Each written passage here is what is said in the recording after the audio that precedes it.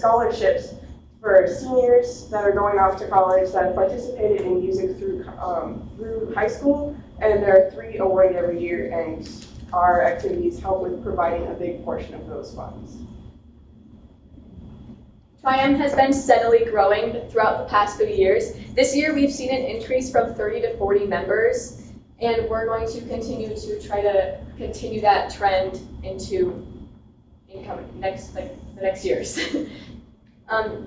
Next year we're going to continue working and coordinating with the Forest Lake Music Boosters, and we are planning to work more with the elementary school and middle school students to further promote music and the wonderful impact it has on their lives. That's all we have. Push on qualifications to be a member of the Honor Society. What are the qualifications? To be a member of Tri-M, you must be in a band, orchestra, or choir ensemble, and you must carry a Duke GPA. How long have we had Tri-M, Mr. Caldwell? Since 2012. Nice job, Laura. That's my job.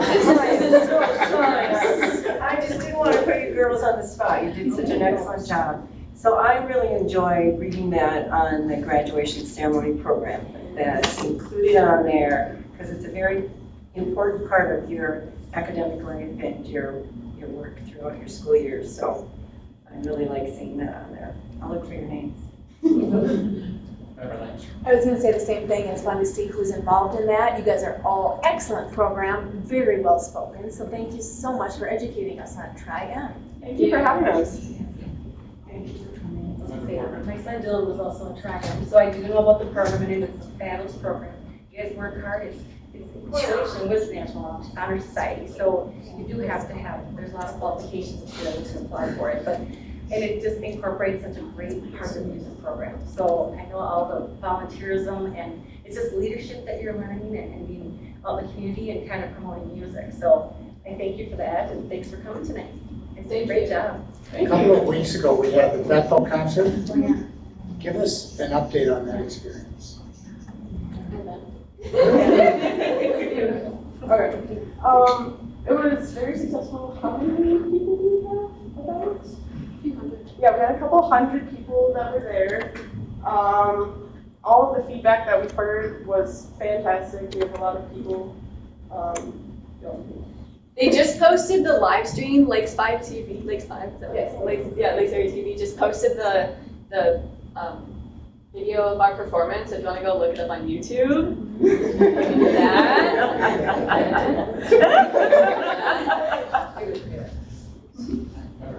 I just wanted to add, I should have said this earlier, but your presentation was excellent. I'm just slightly disappointed that you didn't sing the presentation. We're the band. We have a band. Should I call our instruments out? Anyone else? All right. Thank you so much. Great presentation. Yes, thank you.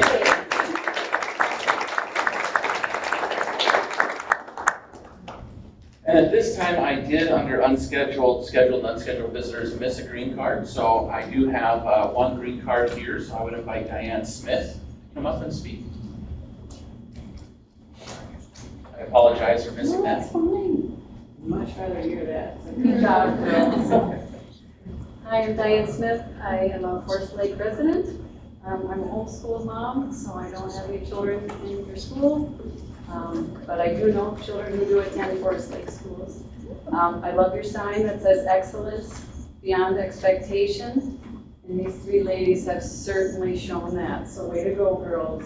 Really love to see that in our community.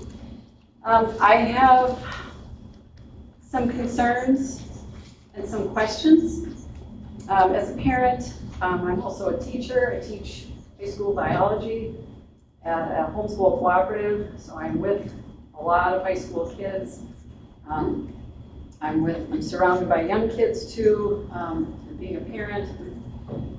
Equity Alliance is a word that has come up in the White Bear District, Forest Lake, Roseville, South St. Paul, Inver Grove Heights, I believe. I think I've got them all, I'm not sure. But And I think there's some trouble going on, and I think maybe Rob, you probably can speak to that there are things probably that you're disappointed to even hear, and I'm sure you're going to touch on that tonight. So I was glad to see that you're going to be addressing that. I just have questions, I have concerns. One of them is that their executive director, Alex Ramirez, I'm not sure if I'm saying his name correctly, has branded the word Equity Alliance as toxic. And that's a really strong word to use for something that has been adopted by our Forest Lake community. You know, you guys brought on Equity Alliance, I'm sure with really good intentions and thinking this would be something that would help our kids and make sure that students feel welcome. I looked upon their website, and within their website, they claim to be a 501c3. What is interesting about this, and maybe this is part of the toxicity that has started, but that Equity Alliance, even though they claim to be a 501c3 entity, there is no record that they are a 501c3. In fact, they may go under a third party called Alliance for Educational Equity. And I'm not sure if you're aware of that, Rob, or if you've got that word. So that is not being very truthful to you. So I guess maybe I'm here to show some light. Maybe you already know this, maybe you're aware. But any kind of entity that is claiming to be something they're not causes me to have red flags, and the whole community should be starting to ask questions. And you guys probably already have asked the questions. And I trust you that you have. But that concerns me, and I'm sure there's quite a lot of money that is involved with this Equity Alliance. Another red flag is I thought, well, who is Equity Alliance? And so I just looked some stuff up.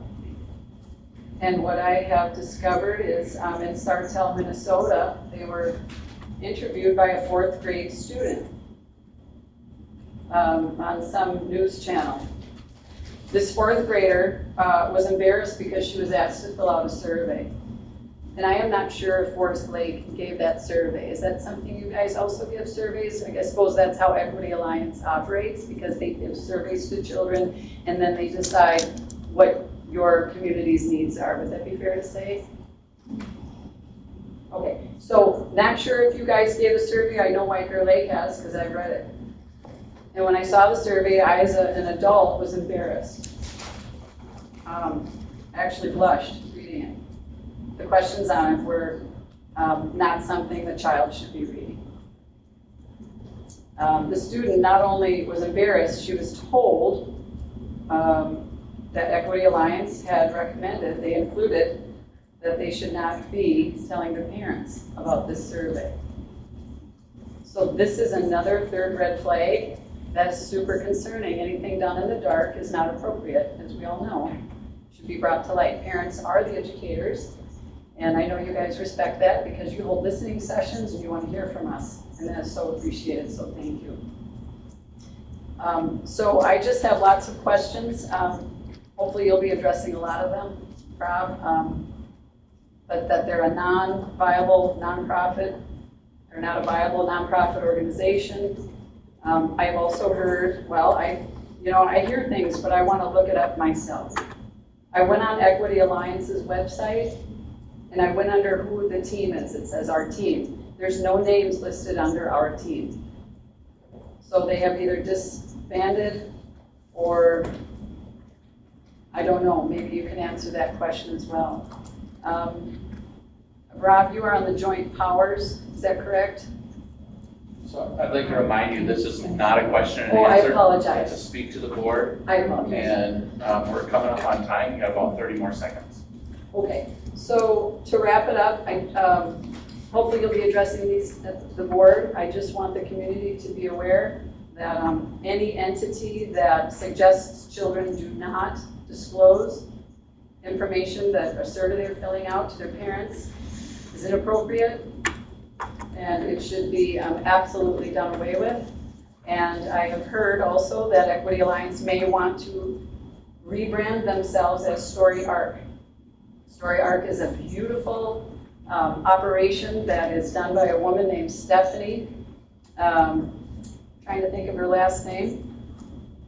Doesn't matter. Stephanie is a woman who started her own storyarc.org.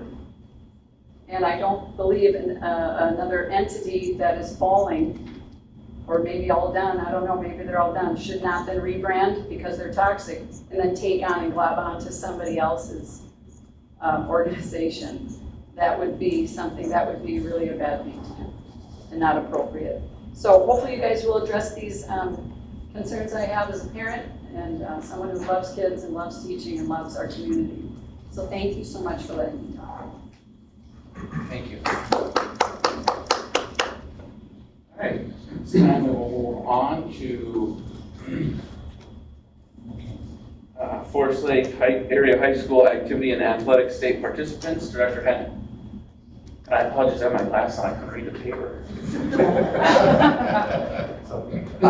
Again, thanks for inviting us out here. We have a ton of multi-sport guys, and there's a big guys and gals. A huge track meet down in Mayo today, so some of our state teams are all down there. But I got a couple that are here from a couple different sports, and some of the individuals that showed up.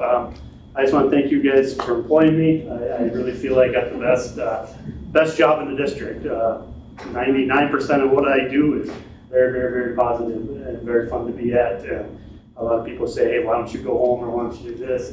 It's fun to be here and to be at the events and to see. The best part of the job for me is being at the events. Anybody can schedule a bus, make sure coaches are doing what they're supposed to. The best part is watching the students perform and the joy they bring to not only themselves, but our community and our student body and all that. So we're going to start with our teams. I got a couple coaches here for teams.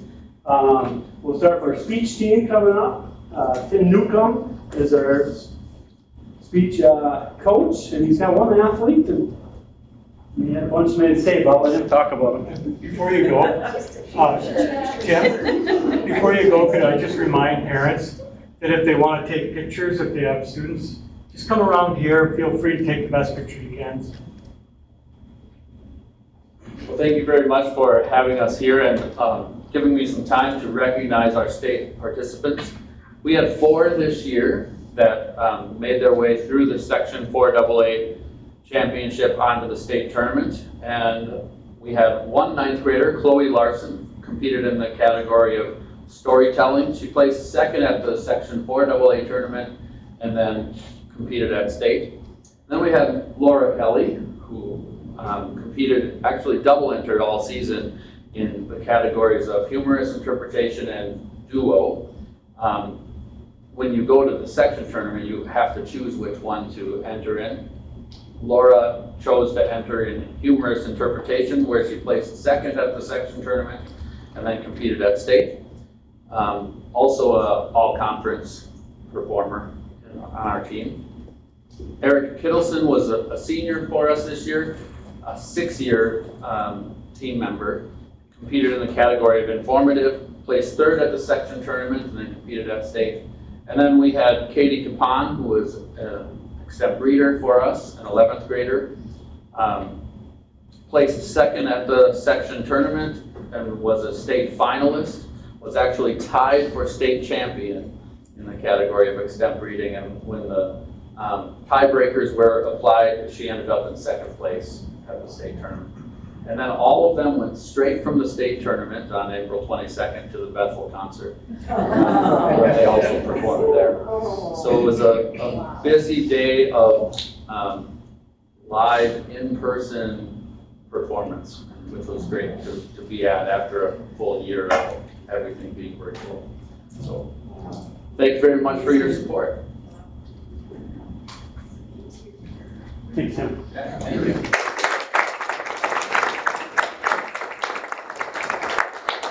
As long as we're on forensics with speech debate, we didn't get any students here today, but we had 3 students that qualified in December and early January for our state debate, coached by Rachel De Sabrino. Recent graduate, probably 3 years out now. She's now a student down at the U of M. Does a fantastic job with those students. So Zoe Broughton, Hannah Winnick, and Cassidy Akes all qualified for state debate. Doing very well. So turn it over to one more coach here. So Sherry Alm. The 2 out of the 4 years that I've been here, she's been to the state tournament. 1 year we hopefully would have made it, we got cut short because of COVID. We were in the shutdown there that year, so I'll let her take over for the volleyball. All right, and I will welcome two of my athletes that I drug here. Casey was uplifting, being a very good athlete, and Kathleen is helping with our boys program as well. But this is my 26th year here coaching. That doesn't come around, I guess, that often anymore. But we were honored again to represent Forest Lake at the state tournament this year. As Mike said, that is 3 out of the 4 possible years that we could go that we have made it down there, and our plans are certainly to return with our fine young ladies again. I'm sure they have speeches prepared. We'll grant you no more than 30 minutes. But we're glad that they came. But I also want to say we have always had outstanding academics through our program. So we are again gold champions, earning that GPA requirement for that again. And we just have fine student athletes, and we're proud to represent Forest Lake. So I take it these gals are not seniors? No. Yeah. My question. What grade are you guys in? We also had a couple 10th graders that were pivotal players for our team, so expectations are high. And the heartbreakers at state, we won our first 2, both fantastic. When both of them went 5, and I was like, and I told Sherry afterward, hey, you played 10 sets. That's amazing. Even though you got 2 games, you had 10 sets down there, which was awesome. Next. Great. Awesome. Thanks very much. Thanks, Sherry. I just want to thank you for all those years of coaching. That's just a tribute to you, how good our teams have done, and what a role model you are for the girls that you coach. So thank you so much.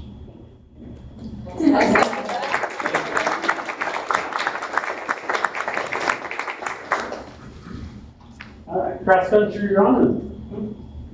So I think every year since I've been here, and probably many before that, the cross country team has made it to state. We have 2 wonderful students that had to miss the track meet today to stay back for an AP stats test. Is that what it's today? So they had to stay for an AP stats test. They thought about driving down. The coach said they could drive down and run the 4x4, but they're in Rochester, so they opted to come here instead. They probably drew the short straw there. But, also, as long as we got Annabelle staying up here, Kylie Woods. Annabelle's also in Nordic, and our Nordic team was 3rd in state this year for girls, and most of them are in track also.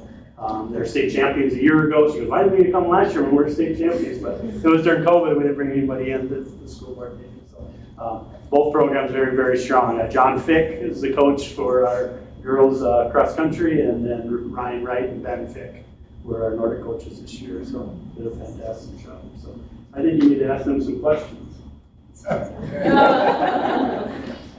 Do you have any questions? What's your time? What's your record? For what? When you don't do 5K, what's the high school distance? For Nordic? For cross country? Or for cross country? 5K. It is a 5K? Yeah, my fastest time is like 19:45. And mine's like a low 22. Yeah, so really good. That's still great. What do you think of our new track? Oh, I love it. It's really nice. We're so sad to be leaving. Like, I wish I had more years on it. We've got new hurdles and the new high jump pit. They're really awesome. It's great to use. And yes, she's a hurdler and a high jumper. I just want to say, for all the years we've not had a track, and our teams have been phenomenal with no track. Yes. So just think what expectations are going to be now. Yeah. So I'm so glad you guys, so you're seniors now? Yeah. Okay. So I get to have a little more time, a little. Yes, just a little. Just a little bit. Yeah, we have our first meet next Tuesday. I know. First Excited for that. Too excited to see it. Do you know where you're going next year? Yeah, so I'm going to University of North Dakota, and I am going for nursing. I'm going to lacrosse, like UW class for pre-med, and I'm doing track there.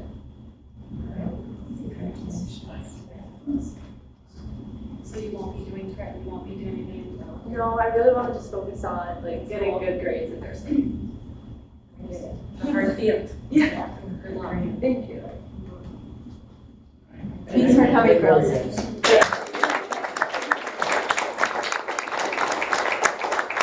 few accolades for the individual. Daniel Van Actor, he was third in cross country this year. Nora Hushhagen was sixth for the girls team in cross country. In Nordic, we had a second place team of Ella Nisnik and Chloe Erickson in the relay. It was a new event this year, and they placed second by like 0.25 seconds. They did it, it was cold, and they split them into different heats. The team that beat them wasn't in the same heat, so they weren't next to each other. Jordan Parent, who's a junior, was seventh, and then Noah Erickson was eighth in boys. So those are some highlights from there. Next one, we got Jazzy Stamp, gymnast. So Jazzy qualified for state in the vault. She probably wanted us to bring him in last year too, and we were second in the state last year in gymnastics. But had a few injuries and a few things happened this year that derailed us, but proud of her accomplishment of getting there. Just want to highlight that she's also a homeschool student, so Daniel Van Acker also is. So it's a nice combination of bringing those kids in and being part of our, our Ranger family and our Ranger territory, being homeschool students. So Lindsay Perron is our head gymnastics coach. She's a teacher down at Forest Lake Elementary. Yeah. I always forget which one's View and Lake. What I love, Mike, is that we have a lot of past athletes coming back to coach. Yes. I know it's in a lot of multiple sports, and that is just amazing and great for, just to have them come back and have that history. Yes. I just wanted to mention, I went to my first gymnastics meet in the new space, and it was so entertaining. There's just stuff going on everywhere. Over there's the floor, and it was amazing to see how good our team is doing. It's really fun. We had a lot of new girls come in this year, so I think next year we'll have a lot of people that step up. And how many were on the team total? This year you get 19. Oh, excellent. And are you graduating? I am graduating this year, yes. And what are you going to do next year? I plan on taking a gap year to complete National Guard military training, and then following year I'll finish my pre-med degree. Thank you for coming. Thank you. That's the one. Congratulations.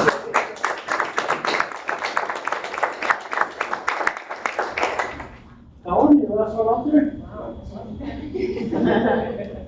So wrestling had 1, 2, 3, 4, 5, 6, 7 state entrants this year. Cullen made it, was it heavyweight? Yep. Bumped up to. So he weighed in about, he probably had to put on a little bit of weight, but probably 205. He was a light heavyweight, battling, but made it through sections and he represented us at state. So that was fantastic. To highlight just some of the other wrestlers that were there, Daniel Van Acker was first place in wrestling as a state champion. Notice he was third in cross country. He got a chance to do real well in track this spring too. Blasco Aspen was our first female champion in wrestling. Yes. So she ran wrestling state champion. Mark Rendo was a sophomore, was third. Jacob Alvo as a junior was fourth. Parker Lyden, who's a sophomore, was fifth. And then Grant Marr qualified, but unfortunately had his appendix in between, taken out in between when he qualified and the state tournament started. So he wasn't able to compete there. So this is Cullen McGeary. Anything you got to say, Captain? I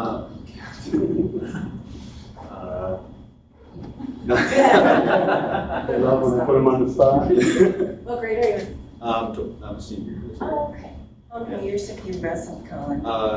I wrestled for about 4 years in like youth, and then in high school about 3, because there was quite a bit of a hiatus from like first grade to high school, because got a little demotivated because I was bigger than most of the kids, which was not the case this year. But yeah, so I was bigger than most kids my age, so I had to wrestle kids that were older and had more experience, so I got a little demotivated there. But got convinced to come back and started sophomore year, and then got on varsity junior and went to state senior. So. Oh, excellent, thank you for sharing that. So that was your first time in state? Yeah. Wow, that is awesome. Congratulations. Thanks. So what is your plan for next year? To go to Purdue University, do computer engineering hopefully, but they only do like a first year engineering thing when you get in, so you have to apply after your first year. But I have to do computer engineering. It's a great school. Best of luck. Good luck. It's great. Thanks for coming.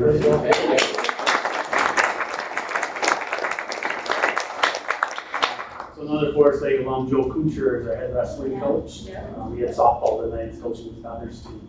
So I told him to go coach your daughter, I'll have you work for you, so you don't have to come. So others that aren't here, just to highlight, Malia McKinnon was a state entrance in tennis last fall. So Corey's on the board here. Grace True and Delaney Nichols both made it in one in swimming, Delaney is a diver. So they made it in swimming this past fall. And Matthias Longsdorf was our alpine skier that qualified for state this year.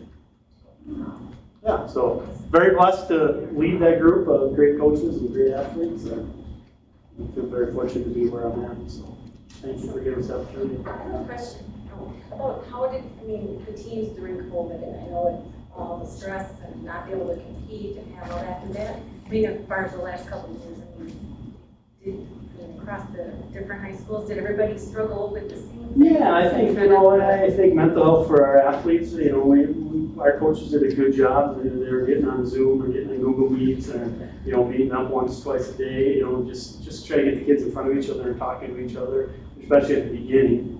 For part of it, we were out of school and they were letting us compete.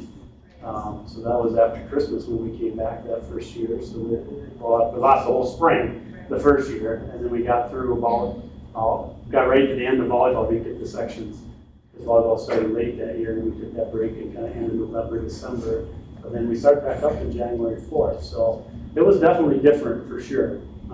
Coaches had to be creative to try to make those connections. I would say teaching and being an athletic director and activities director as well as trying to get those connections. That's the best part of the job for your coaches, for your leaders, for everybody, is the personal connections and the relationships you get. So trying to be creative to make sure you can find some relationships with them when, the team meals are cut out, everything that most student athletes go out for an activity for. You have some that are super, love the sport, or just ultra driven. Most of them want to be there because they're with their friends and they're having a good time, and all the other thing that goes around the competition. The competition is great, but all the time you get to hang out, and all those life lessons you learn just hanging out with your team and doing that, they got to miss out on a lot of that. And that was probably the hardest part, trying to keep those team meals and keep them, apart. It was hard. They wanted to be together. So. They're back. Yes, we are so glad they're back. Hopefully it never happens again. But I think we'll be more well prepared. We'll learn a lot of things dealing with it. So. Thank you. Yeah. Thank you. Well, Mike, you certainly do an excellent job, and as an athletic director, we know that those relationships are so important, and you just are a shining star with that aspect and all the aspects, and you are everywhere. I saw you so many times, and I'm like, have you had dinner? Well, I don't know, might be in the microwave when I get home. Although takes care of me. Jim brought me a burger last night when I got the text. You want me to bring you something to eat? Yep. Surprised me. Actually, his son texted me. I get that every once in a while from a little called about taking care of me. So, thank you for all your dedication. You're welcome. Thank you. And it's really nice to have these student athletes back in front of us and actually see them. Amen. Yeah, I think we did a slideshow last year. It's just not the same. No, I agree. Thank you. Yep, thanks for having me. Yeah, thank you.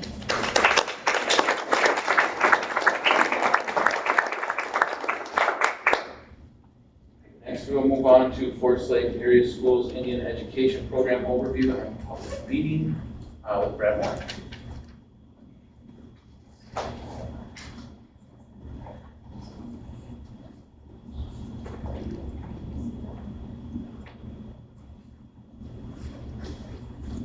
Good evening. I'm going to ask that Rebecca Wolf also join me up here. She is the chair of the Forest Lake Area Schools American Indian Education Program. We're actually going to be doing a blended presentation because I'm going to be speaking a little bit about some of the student achievement aspects, and then we're going to go virtual with our program coordinator, Chris Johnson.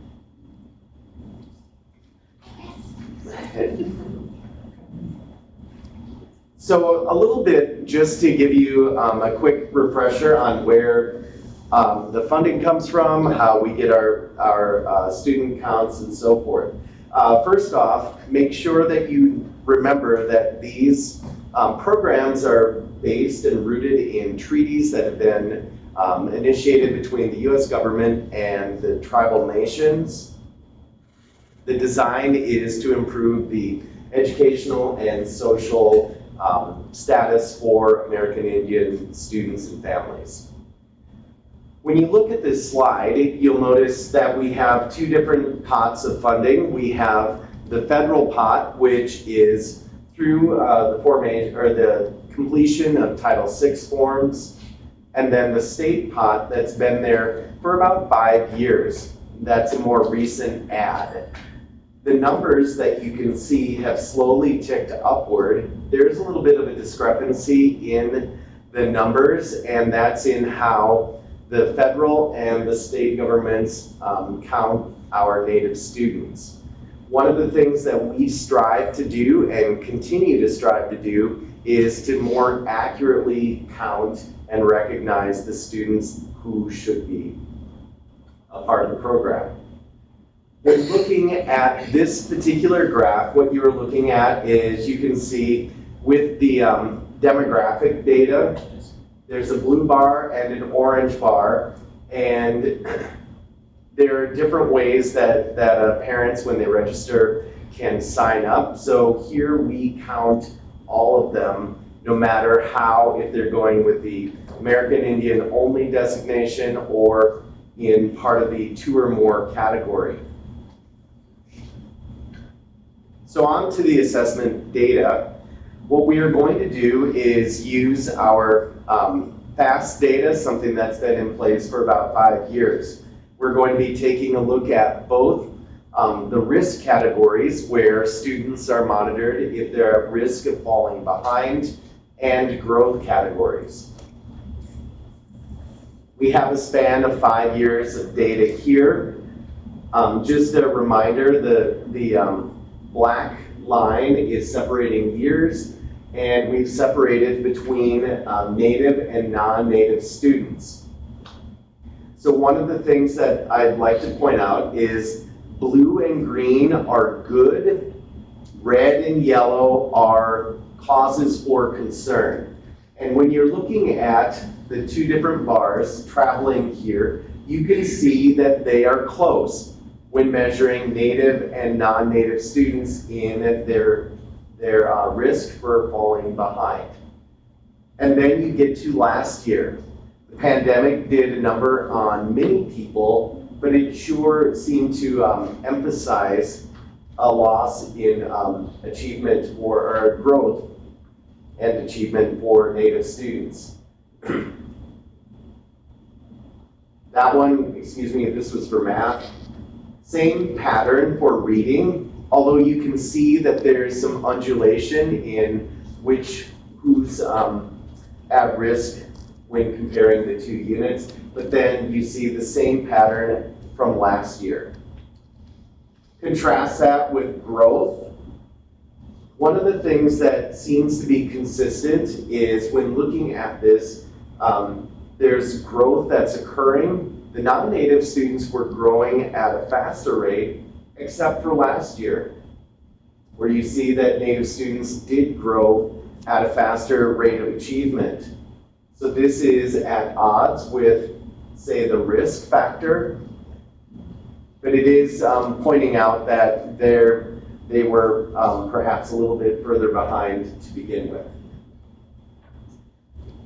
This is for reading. Again, you can see that following the same trend, the Native students did outperform in terms of growth our non-Native students. We also take a look at the systemic growth, and that's through the MCAs. This is looking at all of the students. All of the data was looking at all of the students, but remember that this is one data point. And you can see that for math, 60% of students were tested. Again, you can see that there's a definite gap in achievement between native and non-native students. Also present, this time with 80% of the students testing. Part of the reason for this presentation is so that the district, as well as the Teaching and Learning Department, in partnership with the parent committee, come up with a plan on what can we do in order to address this disparity. And with that, I'm going to step aside for Rebecca and Chris to take over.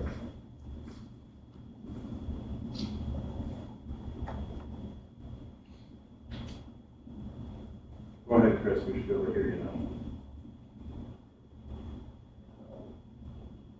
You're going to want to unmute Chris.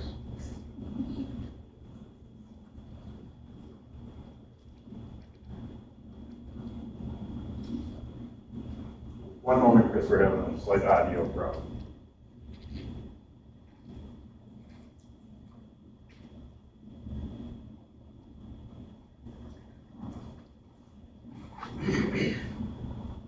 Go ahead, Chris.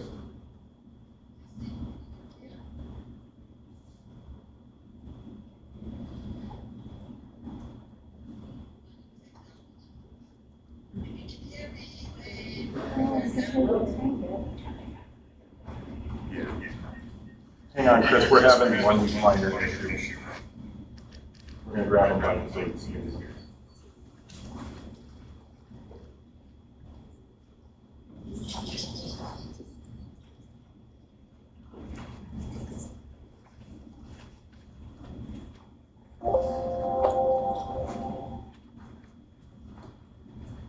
Go ahead, Chris. Can you hear me now?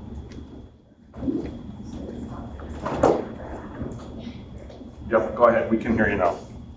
Awesome. Thank you. Thank you. I think I'm supposed to be sharing my screen, or can we use the one I'm seeing up there right now? We can use the one you're seeing up there right now. Awesome. And I'll just tell you when to move the next screen. I've got a button. Okay. Perfect. There we go. Okay. Well, thank you, Bonjour, Ani. Hello, everybody. This is our greeting in Ojibwe. Rebecca, thank you for taking the time to come and hang out with us here. Rebecca has been our chairperson for the last 3 years, at least, and has been on the committee for quite some time. So we really appreciate her commitment and dedication to the Indian Education Program. We are just hoping to plan and grow our parent committee. So we really appreciate her hard work and dedication. So, Mitch, thank you. Okay, so we'll move on to the next screen. Oh, thank you. Bonjour, Ani. That means greetings and hello in our traditional Ojibwe language. My name is Chris Johnson. I'm the American Indian Program Coordinator for Forest Lake. My Anishinaabe name is Washkaneshiganikwe, which means the Lady of Light in our Ojibwe language. I'm an enrolled member of the Minnesota Chippewa Tribe, Mississippi Band from Leech Lake, and I am of the Bird and the Eagle Clan. Typically, that's how Native people introduce themselves, so that is traditional for us. On behalf of the American Indian Education Program and the Parent Advisory Committee, our APAC for the district, we thank you for this time to highlight our program, provide information, and discuss how we continue to work together to support our common goals of equity and inclusion for our students, families, and district communities. Next one. I will ask you to read our land acknowledgement. We'd like to take this time and opportunity to respectfully acknowledge that this meeting is being held on the traditional lands of both the Ojibwe and the Dakota Indigenous people. And we would like to pay our respects to both their elders, both past and present. Thank you, English. Next slide. Okay, so we'll go through some of the basics here. The American Indian Education Program. Our program goal is to provide equitable, intentional, and targeted educational opportunities to every American Indian student while fostering cultural identity and pride. The purpose of our program, the purpose of the American Indian Education Program, is to increase academic achievement, increase our graduation rate, and to improve the school climate of American Indian students in a culturally appropriate manner. In Minnesota, this program addresses 5 specific goal areas with a special focus on ensuring that all children are ready for school, all racial and economic achievement gaps between students are closed or minimized, and that all students are college and or career ready. So our program services focus on student academic support and mentoring, family community resources and advocacy, community cultural events and activities, college visits and post-secondary preparations, and finally curriculum resources. Next slide, please. Some of our program highlights for middle schools are our middle school affinity groups, which I just completed today. Got our whole group together this afternoon. So we have monthly gatherings, most now that we can be in person, and also individually as needed. So the purpose of the affinity groups is to build community by connecting students first with their peers, and then connecting families with our American Indian Education Program staff and committee. And then also, we like to explore culture. A lot of our students have various degrees of cultural knowledge. It's our goal to provide an open, safe place and environment for our students to explore, identify, and discuss our culture along with their questions. And then we also talk about goals and challenges that arise.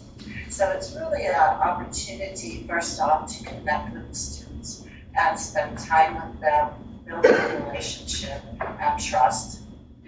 Secondly, then we offer some type of cultural component. Today we were making dream catchers. Everybody was pretty cool until they had to start doing it. So it was a little harder than they thought. So there was a lot of focus, which I was very impressed with. But that's an example. And meanwhile, we're talking and we're discussing things about, oh gosh, we cover all kinds of different topics.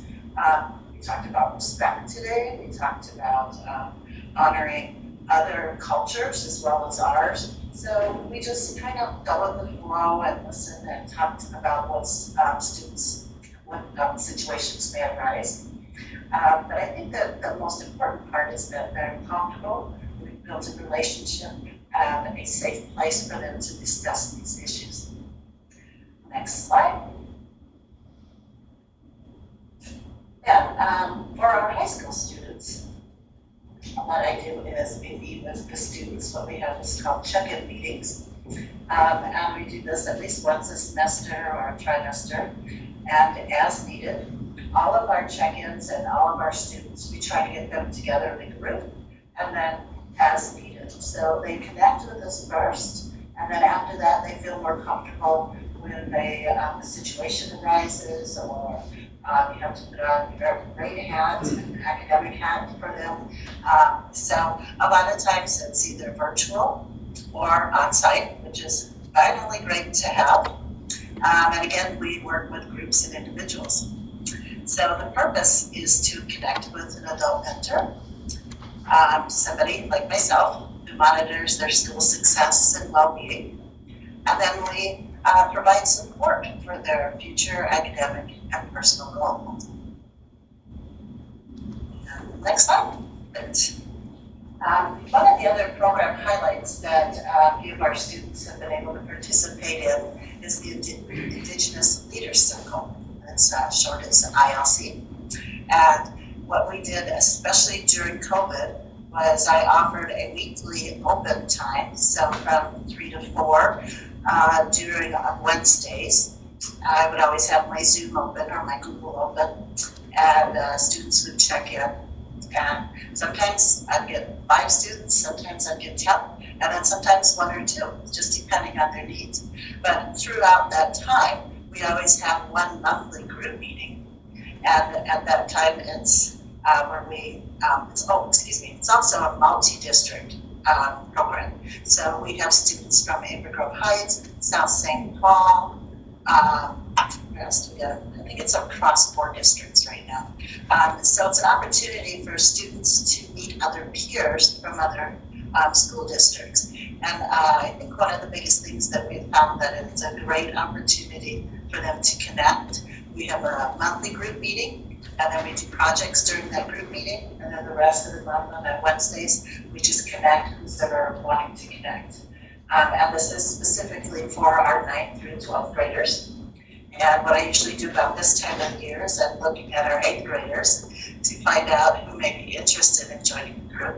I found that the 8th graders are, as they transition into high school, they're a lot more open, and we find that once we can connect with them at that point, we have a higher success rate.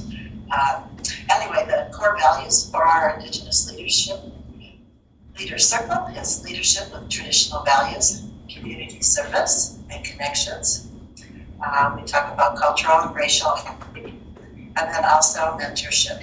It's an honor for me to work with these students and provide some of the guidance and leadership and coaching that they really desire and look forward to. So that being said, we'll go ahead and move to the next one. And Rebecca, I'm going to let you read this one off, our program highlights. We try to do monthly PAC meetings. We've been doing them all online the last 2 years. Next year, we're hoping to be back in person. In the second part of the year, we generally do family fun nights once a month, and we were finally able to be back in person, which was amazing.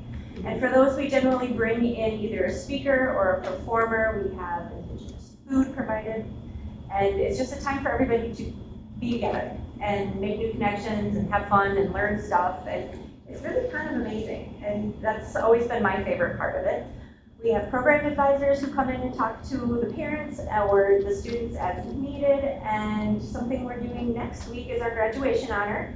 This year, instead of just honoring our seniors, we're honoring all of our students because they've lived through some stuff.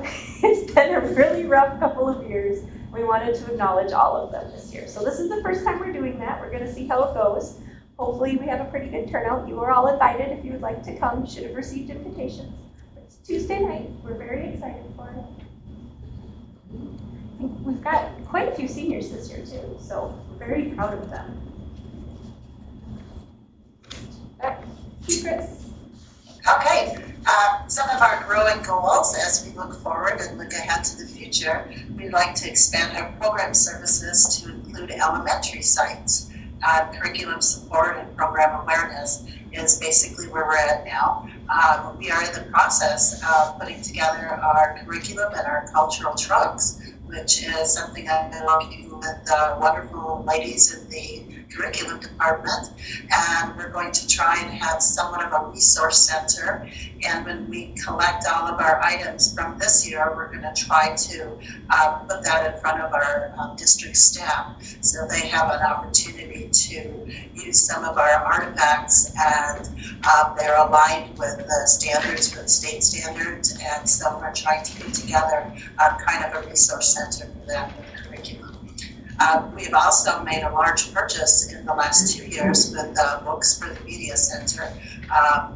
Rebecca has been very forward on that, leading us to some of the wonderful books. So I think we purchased close to $5,000 in books that we will be distributing to all of the school districts, and they're age appropriate, and again, they align with our state standards. One of the other things we'd like to do is expand our Indian Parent Advisory Committee.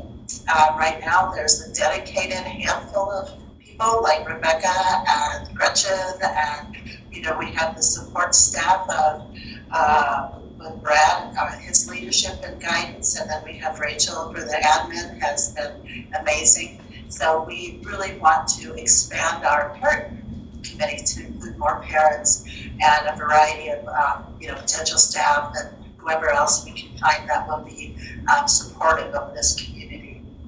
And then finally, we would like to provide professional development and learning opportunities for district, our Indian education and staff and parent committee. So that's one of the things we're going to be looking at. We were looking at getting Anton Truer in, who's a renowned speaker. So I'll be tracking you guys down to find out when some of the staff training is in October, or excuse me, in August, and see what we can arrange to have some of our speakers come in and help with that equity training. And then finally,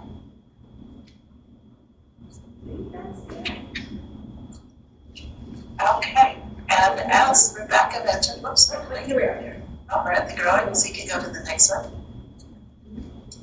And finally, then back one step. There, right there.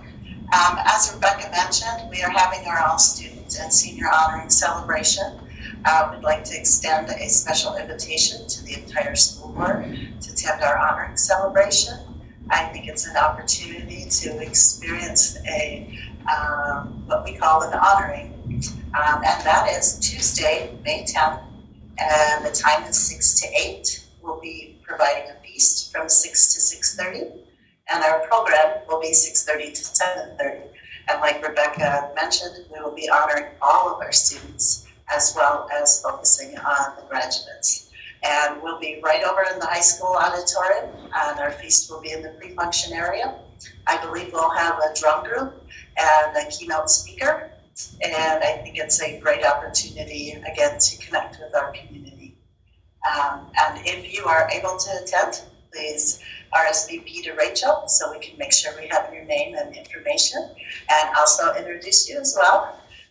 So again, we'd like to extend that invitation. And then finally, meet Witch, and thank you. And feel free to ask any questions. I would just like, Brad has sent out an invitation. Yeah. We sent that. Thank you, Brad. Do we have any other questions, comments? I just want to say thank you for being here and for giving that presentation. Now, it's been so exciting to have this program, and it's grown. And was that correct that there's 84 students at the high school? I believe so. That's what I think I No, is that still holding? No, that's the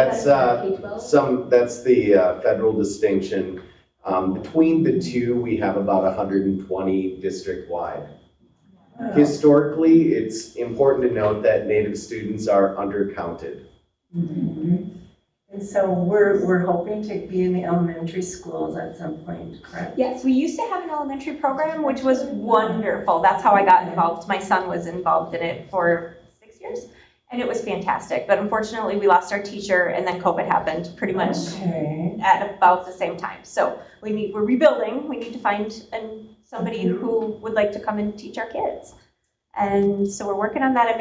I went to the MIEA conference a couple weeks ago, and I made a really great connection with a guy who has 3 or 4 ideas. So I'm meeting with him in a few weeks, and we're going to go through it and see if he has anybody who can come and be our elementary program teacher. So we're hoping that we can get that ramped back up again, because I have found anyway, that that's a really great way to develop community. When you're in kindergarten and you're seeing the same kids over and over and over the course of a few years, we built a family, and it was really wonderful. And it all everybody aged up, they grew, so now we're trying to rebuild it again. Well, that's great news, because I knew we did at one point, so. We did. Good to know. And obviously our elementary students, they're involved in the family fun nights and stuff like that. We just don't have a specific program for them currently. We're hoping that next year that changes. Okay, well, thank you for all your hard work. You're welcome. Thank you for being here. And please come on Tuesday, or any of our Indian committee or parent committee meetings. Anybody's welcome at any time. Anybody. So come and visit with us. Anybody else? Comments, questions? Mr. Chair, I would add that in the early days, Michael Hirth was one of our key liaisons with our American Indian students. He will be inducted into our Hall of Fame this year. We also got sad news this week that he passed away on Tuesday. Oh. So sadly, but he is kind of a legacy individual for our district. Yes. Yes. Any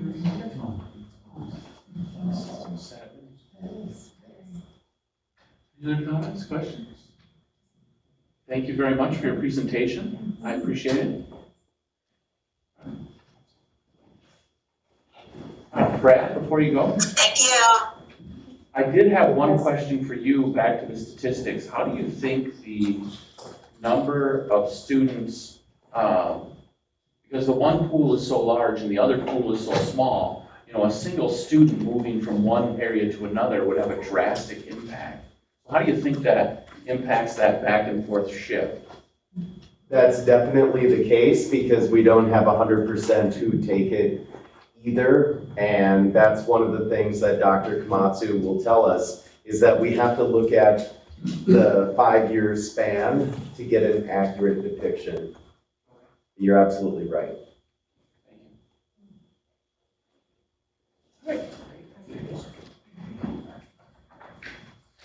We will move on to the Scandia International Baccalaureate Coordinator, Julie Hall.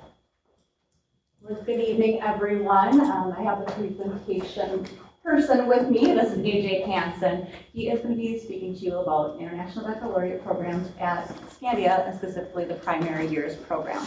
Over the past couple of years, our staff has been really excited about IB, and we're reinvigorating what was already there and trying to work really hard towards being really intentional with the standards work and true transdisciplinary approach. So we kind of are tackling a 5-year process, kind of start to finish with our kindergarten students all the way up through exhibition, which is their summative project that they do. So AJ is going to walk you through kind of that process, some projects, and the big picture view of things.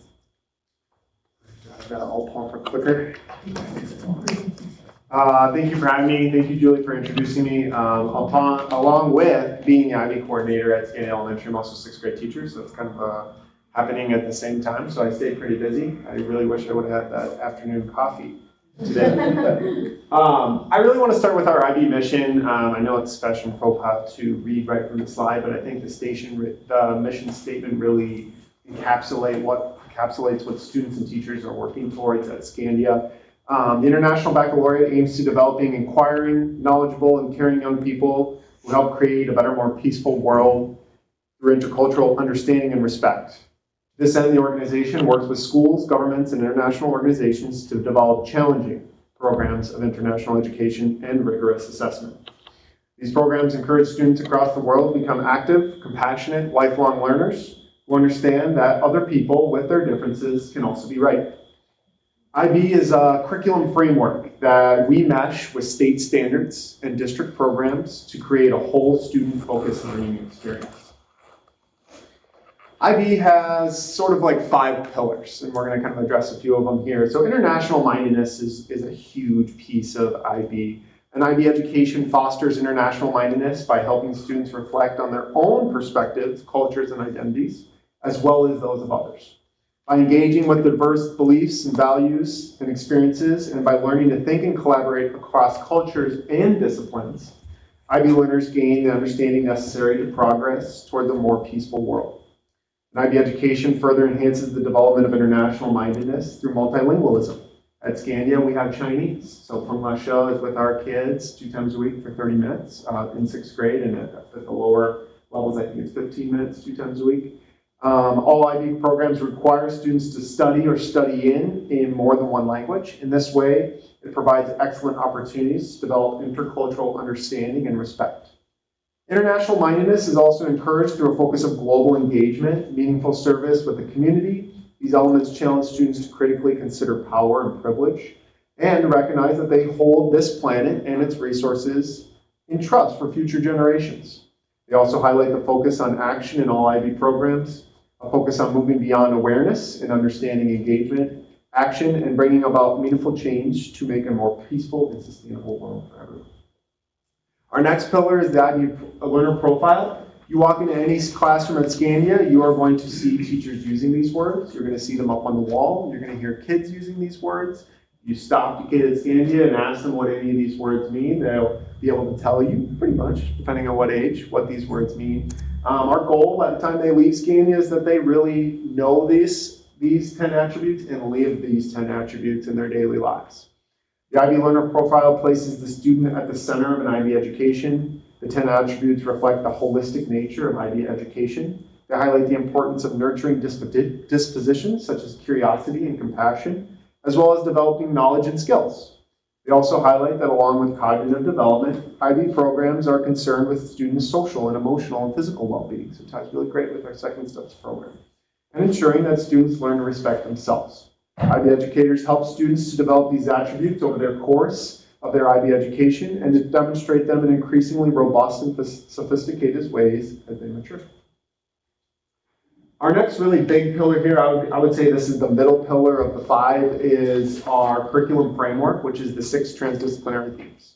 All grade levels K through 6 have these exact same 6 transdisciplinary themes, and teachers at Scandia work to fit all of our state standards inside these themes. They're kind of overarching themes where we're working really hard to we're baking a cake here, and the standards and the subjects are the ingredients of that cake. And when you have it, it's kind of a whole thing. You're not tasting the flour or the sugar individually, but you're tasting that whole experience, and that's what we're working towards.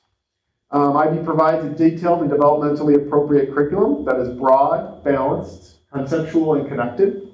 These programs emphasize the importance of making connections, exploring relationships between academic disciplines, and learning the world in the ways that reach beyond the scope of individual subjects. So I want to talk a little bit more about that. Underneath that transdisciplinary program, we've got some important pieces. We've got knowledge, which is our state standards, concepts, tied to that as well. Action is where students are acting on the things that they're learning. They're taking it home. They're telling others about it. They're in the community talking about it. And our approaches to learning and learner profile attributes. So this is kind of how it runs down. The themes address real-world problems that help students better understand or our shared humanity without regard for subject boundaries. And underneath that, we kind of have our content, our subjects. They become one of the instruments, the tools, the resources that we explore the themes and the real-world problems and concepts in depth. And then students move away from finding just the correct answer toward making sense of a challenging world through collaboration and connection. Approaches to teaching. This is kind of where the teacher is at the forefront, and this is how we want to stand and deliver this framework. It's based on inquiry. A strong emphasis is placed on students finding their own information and constructing their own understandings. Focused on conceptual understanding. Concepts are explored in order to both deepen disciplinary understandings and to help students make connections to transfer learning to new contexts. Teaching uses real-life contexts and examples, and students are encouraged to process new information, connecting it to their own experiences and the world around them. This includes promoting teamwork and collaboration between students, but it also refers to the collaborative relationship between students and teachers. It's designed to remove the barriers for learning. Teaching is inclusive and values diversity. It affirms students' identities and aims to create learning opportunities that enable every student to develop and pursue appropriate personal goals. It's also informed by assessment. We got to have our data. We got to know if the kids are meeting their goals. It plays a crucial role in supporting as well as measuring learning. This approach also recognizes the crucial role of providing students with effective feedback. They know what they're doing and if they're doing it well. Approaches to learning is student-focused. Okay? We're thinking about critical thinking, creative thinking, comparing, contrasting, validating, and prioritizing information. It includes skills written and oral communication, effective listening, formulating arguments, social skills, maintaining positive relationships, listening skills and conflict resolution, self-management skills such as managing time and tasks, affective skills such as managing the state of mind and motivation. And this all kind of comes together into my role as the coordinator. I'm there to support teachers. I provide professional development. I implement the program of inquiry, which is called the primary years program. That's the elementary level of the IB kind of framework. It's my job to be a pedagogical leader for teachers, implement programs and standards and practices, lead our students and our teachers in developing the program. I meet quarterly with other coordinators around the state to make sure that what I'm bringing to the students and staff is relevant and current. We also go through a 5-year evaluation process in which we are asked to evaluate our language policy, our assessment policy, where there's standards underneath the IB framework, which we are asked to meet with staff about. They come out, they talk to teachers, they talk to students, they talk to community members, parents. They talk to school board members. Some of you might remember meeting with them a couple years ago. So it is definitely a rigorous program in which we are constantly reflecting on ourselves and making sure that we're up to date. They provide us with a comprehensive report at the end with matters to be addressed, things that we can work on, and commendments, things that we're doing really well and we should continue doing work on. I want to talk a little bit about what teachers have been doing with their staff development days this year. So Scandia teachers committed to kind of coming back to IB after pandemic, distance learning, things like that. And so we went back to square one. We took all of the standards that we have underneath our transdisciplinary themes, and I created this document so that teachers could connect to each other. Okay, these are how our enduring standards are moving through all the grade levels. So I organized it for each transdisciplinary theme. The teachers all inputted standards from social studies, science. We're working those reading standards and their math standards to really, truly become more transdisciplinary. We want that experience for students to not just be at 10 o'clock I have math, at 10:30 I have reading, things like that. My whole day is learning, and there's a real blend in between all those activities.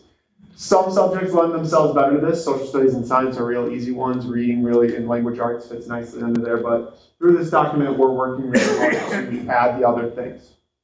Along with that, we added our central ideas and lines of inquiry so that we could take a look at the subjects and the topics that multiple grade levels address over the years. Those are our enduring standards, and making sure that our inquiries into those things are fresh for the kids, that we're not overlapping topics as teachers move grade levels. So this was created as well in unison with that standard document.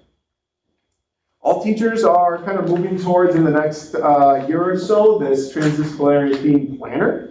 And it brings those subjects together with questions at the forefront as what are our standards? What is our success criteria, formative and summative? We're really kind of working in that backwards design, focusing on what do we want students to do and then building everything around that.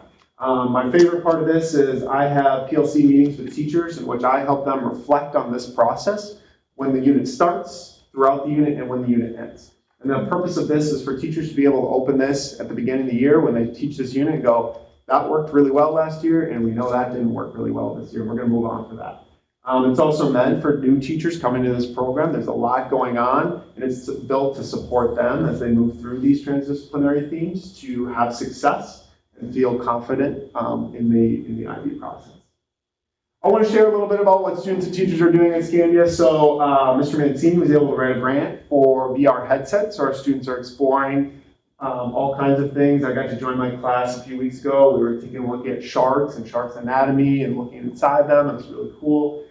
We have Chinese in Scandia, so we get to have that international mindedness. We celebrated Chinese New Year a little while ago. It's the year of the tiger, so each grade created a tiger to represent kind of their grade level and have that art tie there. Music is working with 4th grade students and their weather unit, and so they're making rainmakers and thunder makers, and that just goes to point out that we are working really hard to have specialists make connections to the classroom. The things that students are doing in the classroom connect to other areas of the school, and there's that blend there. We have kindergarten who's working on their seasons projects. They just finished this unit a couple of weeks ago. This project took about 4 or 5 weeks, and students were taught about the details of the season and their importance. They use cotton balls to represent snow, tissue paper for blossoms, and green thumbprints for summer leaves, and brick paper for fallen trees. 2nd grade is working on that other piece of International Baccalaureate, that action piece, working on reducing, reusing, and recycling by creating upcycled art for one of their art units. 3rd grade has a couple different things going on. That they have the Human Anatomy Project, where they're looking at the body, and they're looking inside the body and how it works. And they used augmented reality with iPads and that shirt, so that you can see he's wearing a shirt, and you can see inside the body. And they also are working on moon phases using Oreos. Yeah, that's the one. Fourth grade is working on their engineering through a bridge engineering challenge, and they were using pennies to see how many pennies the bridges could hold. And in sixth grade, we've had a couple things this year in ties to our SEL curriculum second steps. We had a managing stress escape room that we participated in earlier this year. And then one of our units where we are in time and place, students had to use a map of Minnesota. So they were using those map making skills, those total standards, where they needed to plan a 5-day trip around Minnesota to visit several historical sites, native sites, state parks. They had to keep a budget. They had to keep track of mileage. So this is an example of a project that's bringing in several different subjects as part of a learning experience for the students. This all culminates in a capstone project when students hit sixth grade. It's called the exhibition. It is not just a sixth grade project, though. The whole school is involved in this project. Students work very hard to choose their topics. I'm going to outline that in a few minutes. Mentors from teachers, it doesn't matter if you're a teacher, food service worker, bus driver, custodian, you are invited to be a mentor for these students. If you have passion for the topic, you have time to meet with them, they are asked to have an interview with someone outside the school, a community member, it can be anybody, where they're writing questions for them and related to their topic, and mentors help them get that. It really demonstrates that students are in charge of their learning. They choose the topic, we're there to facilitate, the mentors are there to help them, but it's them getting to demonstrate, and this is exactly how I introduced it to them the other day, every skill that they've learned at Scandia Elementary in their time that's there. And it's culminating in this experience, and then they get to go share it with other classrooms in the school and a parent night, a community night, where we get to see that with them. So some of the projects from previous years: greenhouse gases, coral reefs, sports injuries, the beloved homework one always comes up, get rid of homework, and pollution. And so this is kind of how the process works, and these are some of the topics that came up this year. There's quite a diverse group of topics. There's 63 topics. And the only thing that we do is we start with 4 categories: home, school, community, and our world. And they're asked to answer 3 questions under that category: I like, I want to change, and I worry about. This is unsolicited by us. We don't really give them any other direction than that. We ask them to take it home. They do it on their own time, and then we bring all the topics together. So these are our 63 topics, and I think it really shows what kids are thinking about. It connects, some of these things connects to things that we've learned this year. Some of these things connect to things that they're probably hearing at home, talking with their families, seeing on the news. And so then they get to fill out a Google form and choose 3 topics, and we work to put them in groups. After that, they're asked to write a research paper, present their learning in any way they want, and have an action project where they need to take some type of action related to the learning that they've done over the last 5 weeks. Usually it comes in the form of public service announcements. Oftentimes it can be, we've had students raising for items in the food shelter. We really ask them to be non-monetary, but they do need to take action on their learning. In conclusion, we're committed to moving forward with IB at Scandia. We want to implement that curriculum framework. We've been working really hard this year to go back to the standards and focus on those things and move forward from that. Next year, we're really going to be dialing in on inquiry, agency, those approaches to learning and approaches to teaching, and really kind of bringing those and sharpening those skills. We want to improve planners with intentionality and focus on the delivery of content with informed assessment. And that's what's going on with IB at Scandia. Wow. Any questions? So what talking about? Member Landstrom? Oh, yes, please come to our exhibition. Our exhibition is going to be on June 8th at 3 p.m. I will send you all an invite. That's part of my role. We would love to see you there. It would really matter to the kids, just because I did tell people from the community were going to come, and I want to hold true to that. We'll have several parents there. The school students will get to see it as well. But I think it would be really impactful for you to see how this curriculum framework impacts these kids, especially the ones who have been at Scandia since kindergarten. You can see it when they're standing up there and delivering that information. You can see the passion they're committed to. Yeah, go ahead. You can also see your passion, so fabulous. I think you're the right leader for that program. My question is, do you do any education of the parents? Because they might come in and go, I have no idea what an IB school is. I like Scandia Elementary. Let's do it. I prized this role 3 years ago, and it's been a bumpy 3 years, as we know. So my first year, we did do a parent night. We asked teachers that every time they start a unit that they send home, it's kind of part of the checkbox that they send home what students are going to be learning about. But now that we're going to getting to invite parents back into the building, that's going to be more at the forefront. Parents were really involved with our last 5-year evaluation. We had several sign up to come in, and I just said, that was my first year in the school. I was shocked at like what they were saying in the interview, unprompted by me. I mean, they were really dialed in on what we were doing there, and I was pretty surprised. So it was really awesome to see. Well, Jill kind of asked one of my questions, but I'm just fascinated by all the facets that go into IB and the transdisciplinary themes. What do you see as some of the challenges and the benefits of, coordinating with the teachers and informing parents? Yes, I think the challenge is that you're right, there is a lot going on, and it is bridging. These are really best teaching practices in helping teachers, especially those that are new to our school, understand that they're already doing a lot of these things. We're just calling attention to it, we're reflecting on it, we're thinking about it even more and with more intentionality. And so once we get past that, it frees up teachers to be more comfortable in the program.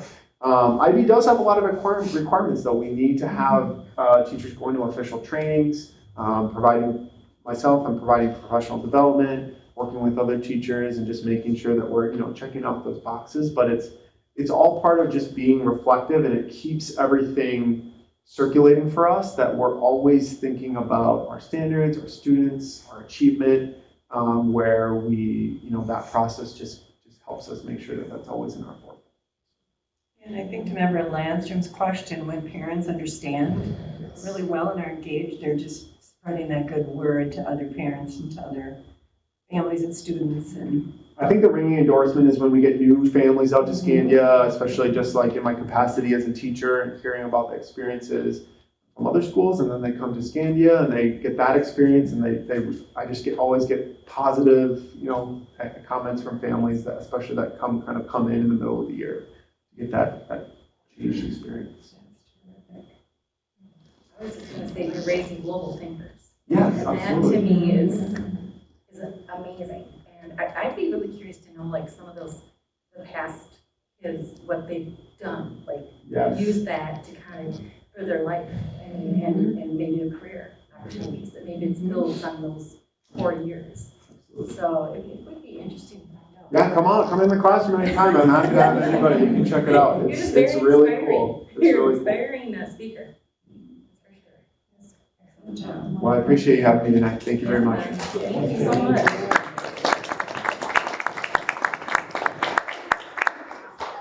That's great.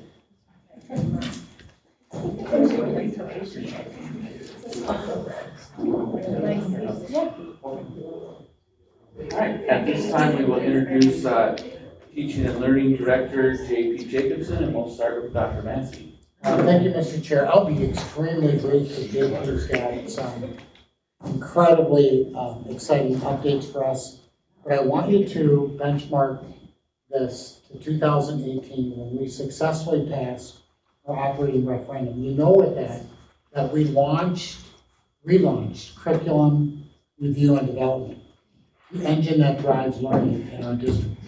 And we knew when doing that we would begin the process of evaluating standards, best practice, evidence-based practice, moving that toward ultimately what we need on hand to teach to the standards and to give our staff the tools they need to be effective teachers. So tonight we are here to share the culmination of that work with English language arts with an extremely exciting curriculum adoption, and then an update on the work with science as well. So Director J.P. Jacobson and his team have done amazing work. Yeah, thank you for that, Dr. Massey. Chair Peterson, members of the board, thanks for once again having me to talk about some of the things that we've been focusing on, as Dr. Massey just shared around bringing new resources, fun stuff to kids. Right? We just heard a great presentation. I'm not going to try to rival that. But I do have some exciting, really exciting news to share in two fronts. One, we talked about K-6 ELA. The resources, the gift that our community provided to us a few years ago. We put an instructional review system in place. We supported teachers with high-quality staff development. We've hired coaches. Now we get to open up a new chapter, so to speak, around resources and books and materials for kids. I'm also going to bore you for a little bit to talk about science and some really exciting trends that are happening around science instruction in Minnesota, here in Forest Lake too. But I'll get to the elementary ELA part first. Okay, I think I just clicked out.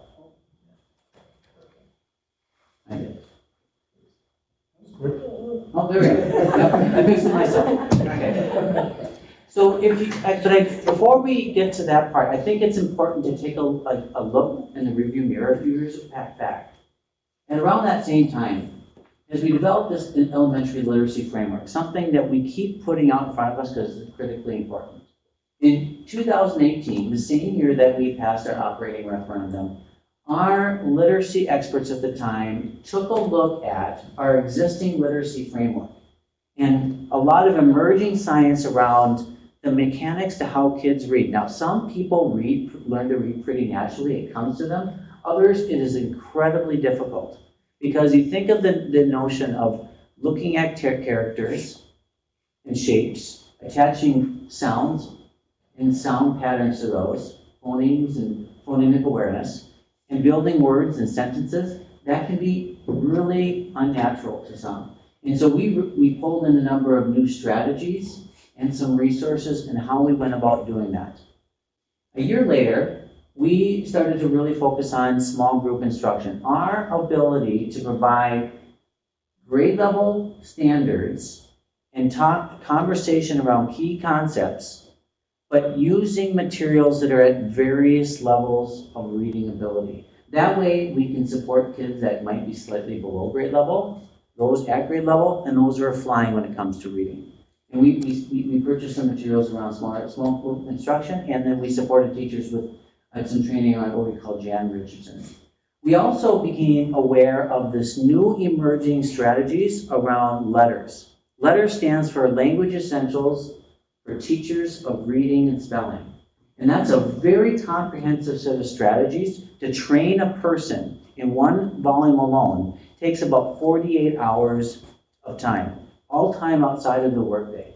And we trained about 4 teachers in our district at the time to get a sense of what this was, and became so interested in it so quickly, we started to train our own people to be trainers. The next year, in 2020, a year that some people have said that it's a loss, we did not. We trained 26 more teachers on LETTERS while MDE was announcing new standards. Now MDE, if you pay attention, will release new standards about once every 10 years. And they release new standards for us to adopt here in a few years. They give us a couple of years to spend time unpacking and understanding those standards, looking at our current practices and resources, identifying where we might have gaps and needs, and then putting together a new program to meet the new standards. This year, the year that we are currently in, we're finishing up the training of 45 more elementary educators in LETTERS. And again, 48 hours of training and meeting outside of the workday to accomplish this. We've made continued modifications for improvement to our literacy framework. This isn't a document that's going to continue to radically change from one year to the next. But we're not etching it in any stone. We want it to continue to improve and evolve as our teachers give us feedback, as we learn more, and as we continue to read more. At the same time, we took a look at our focus on materials. Now, a little history lesson. The last time Forest Lake was able to purchase new materials, the books, the resources for teachers, what we read to kids in the classroom was about 2007. It's been a few years. They have served us well, but it's a new time.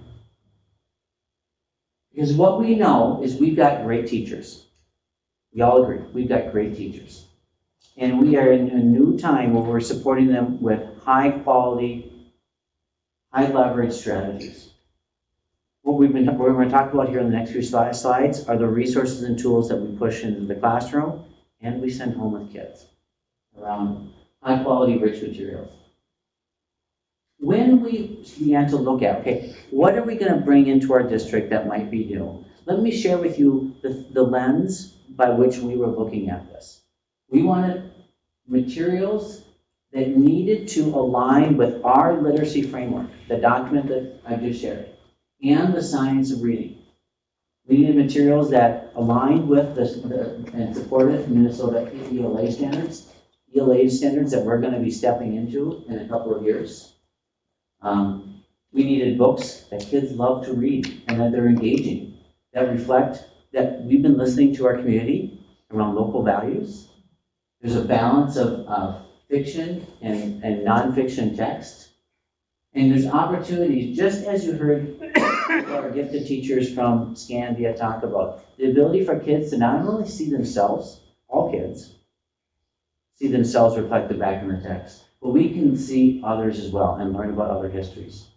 And we wanted books that were content rich, meaning that as I'm learning to read, I'm learning really important stuff along the way. Embeds writing into the reading process so that we are not only developing really good readers, but kids who can write about what they read or create their own writing from scratch. That we wanted a program that was proven to be effective, that other teachers and other districts have used over time with good results.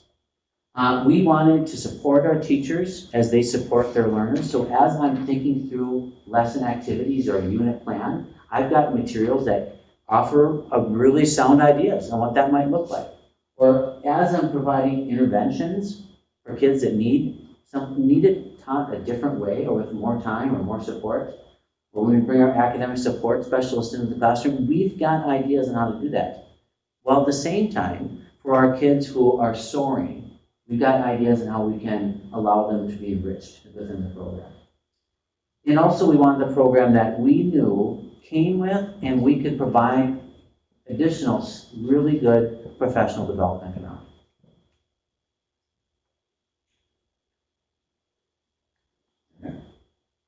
We spent within our literacy team a lot of time understanding, again, the science of reading. What goes into helping kids read and learn to read? And it's not just doing it more and more. There's certain steps. There's certain parts that you need to do, right? Around language comprehension and around word recognition. And in both of these areas, the program that we ultimately are selecting as a teaching and learning team and as a district really supports the science of reading. This is a framework that our literacy team and our teaching and learning coordinator over curriculum and instruction really are familiar with. So what did we do? How did we go about doing this? Because there are a number of programs out there that want to sell their program to schools, right? So we started by looking at outside clearinghouses that rate literacy programs. And we looked at programs that were at the top of all the lists that were important to us. From there, we started making contact with them and trying to select programs for which we were being judicious, careful stewards of our district resources, not purchasing a program that in a few years we no longer could support financially. And then with that, we set up vendor meetings with a whole host of different companies. Using a pretty comprehensive rubric around certain key areas that we have up there, we began to rate each of these programs by listening to vendors present, paging through materials, asking questions. We also at the time surveyed we had a survey that all elementary classroom teachers could respond to, giving us, here are the things that I think are most critically important as this small team is doing these hours of work around a literacy program for me and my kids. We use our literacy team, our lit coaches, and a few others to do these painstaking hours of work. Again, a gift to us from our community that most districts don't have the benefit from. From there, as this team is doing this work, alongside at the same time in separate meetings, well, maybe not at the same time, but over the course of the year, we had a K-6 ELA team that all of these literacy experts are part of, but also we had multiple reps from every grade level, reps from across the district in every building. We had reps from EL education, from special education, our academic support specialists. We had principals on this group. Going through the process of now, first of all, if we're going to align our new program with the new standards, we better know what those new standards are asking of us. So digging deeply through those new standards, identifying gaps and needs and what our current programs and our literacy framework ask of us. We looked at data, and then we created a rubric. We had a rubric that we trained all of those educators on, so that as we got to the next step, when they were looking, we brought them into the conversation around looking at programs. They had a pretty refined lens on what they were looking at this through. At this point, our vetting team had narrowed it down to 2 programs, either one of which we felt really great about. And this ELA team, with all the members I just described, spent several hours listening to each vendor, asking questions. During the time, they all had the materials in their hands. And then they had about a month to look through the materials and generate opinions and questions. And they had an opportunity to share those questions with us. And if we hadn't already answered the question, we chased down the answer. Again, when I say we, I mean our literacy coaches and Katie Valance. And then about a month later, we followed up and we said, what do you think? And one key thing was consistent. Let me back up. We had people that liked different parts of each program. I think our previous team had done a nice job of bringing good programs to them. But there was a clear leaning to one particular program. What was consistent throughout the group was excitement about finally they have new books and resources that create a new level of consistency for all kids, regardless of where their parents have bought a house across our district. Right? Maybe I'm getting ahead of you, but can you talk about the role that Curriculum Instruction Equity Committee, Community Committee, also played in this process? No, thank you. No, you're not getting ahead of me.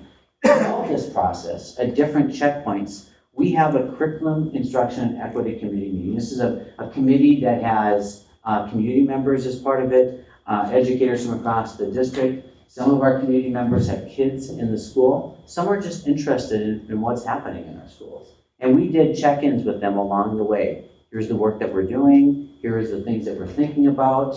Here are the questions that we're asking each other as we're looking at these programs, and getting some feedback from them as to, well, first of all, making people aware that we're doing it, and then are there any feedback that we would pass along to the experts that are doing this work. We met twice over the course of this last part when we were looking at programs. Thank you for not letting me forget that. Absolutely. We settled on a program called Benchmark Advance. Okay? This is a program that uniquely is a K-6 program. So unlike many other districts that have their K-5 elementaries, we're a K-6 elementary system. And their program provides for a 90-minute literacy block, grades K through 6. The books, the texts, I wish I remembered to bring some with me, are very engaging. A lot of good things, rich things for kids to read. It really, this part stood out amongst all the programs around the way that it taught early readers how to read, around phonics, phonemic awareness. It had a robust writing component. So as we've all been in that stage where we've read something and we don't have a clue what we just read. And one of the things that we get, the way we teach kids to not find themselves in that position is to write about what they're reading as they're reading it. And that has a robust reading component built right into the program. This particular program also stood out in terms of the Reader's Theater resources that it provides so that kids get to be the characters that they're reading when they're in the classroom. By the way, it also helps us meet some of the new art standards around theater early in the elementary level. It's got intervention and extension support built into the program, as I talked about earlier. It's got rich materials for small group instruction. In both programs, this one included, have a full assessment suite, meaning that if teachers, as teachers are building common assessment, there are templates set, already developed, related to the materials that they just read and the unit that they just went to, all directly aligned to standards that they can just download and print. Or even better yet, if they would like to give the assessment in the classroom using a device, they have the assessment scored and analytics and data that they can see that same afternoon when they're walking into a team meeting with their grade level peers. To say, oh, how did you get the results on that? What did you say? How did you do it? You know, and then to even say, okay, going in tomorrow, let's flexibly group our kids based on those that are really flying and can go further. I'll take those. Maybe you can take the kids that just need a little bit more time or need a little extra support. It would give them real-time data. The other thing that we're really excited about is the parent partnership that this new program allows for us. Because over the course of however long we have this program, they are going to send us student readers that go home with kids in their backpack each day, 10 readers over the course of the year. And in these readers, it has all the reading that kids are going to do independently. Now parents can look over their shoulders and see what it is that they're reading. Right? It also allows kids, because they're consumables, to learn how to do a strategy called close reading or marking the text. Again, as I'm reading, I'm thinking about what I'm reading. I'm circling key vocabulary. I'm underlining things that are important. I'm responding to prompts in the margin about what I've just read. I can write about what's interesting or summarize. All that can be done right there on the pages. Librarians typically discourage you from doing that.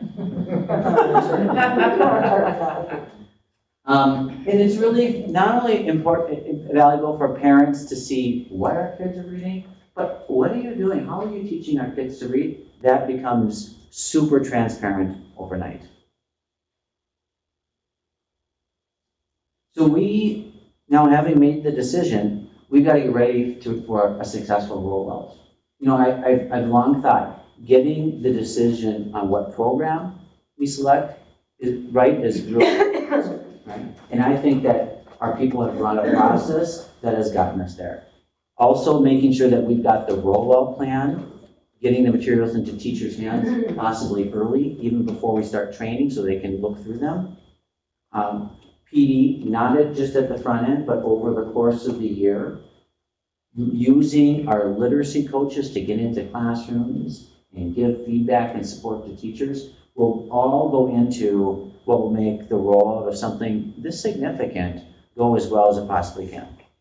So that, you know, we have one more meeting with that team this year, and that will be the focus of this meeting. Beyond the obvious, what do you need for us to support you as we move into this?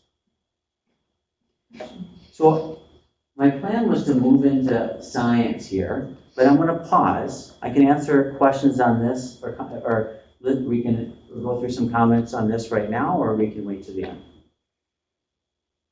Comments, questions? I just have one, I have both, but how many hours do you think your team put into this big lift? I mean, I was in some of those meetings and there was just a lot of time and due diligence and poring over meetings from vendors. Do you think, how many hours do you think it was? I would say, you know, with our LIT coaches and our teaching and learning coordinator,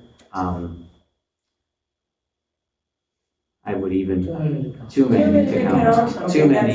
Yeah, it has been a lot of late afternoons, looking at things over the weekend, taking things home, during the day meetings. They have put a lot of time into it. I really get the sense that all of them also knew when we got to the point of we've got 2 to push forward, they felt good about either one. And I remember them talking about the real-time data and then the incorporation of the writing, the robust writing with the reading. That was just such a critical thing to have. And I just want to say that, I'm so glad we're really investing in our students. Before 2018 and the passing of our operational levy, we had some really dark days as curriculum and curriculum coordinators, and everything was just cut to the bare bones. So it's really exciting that we're to this point and all this hard work has been done.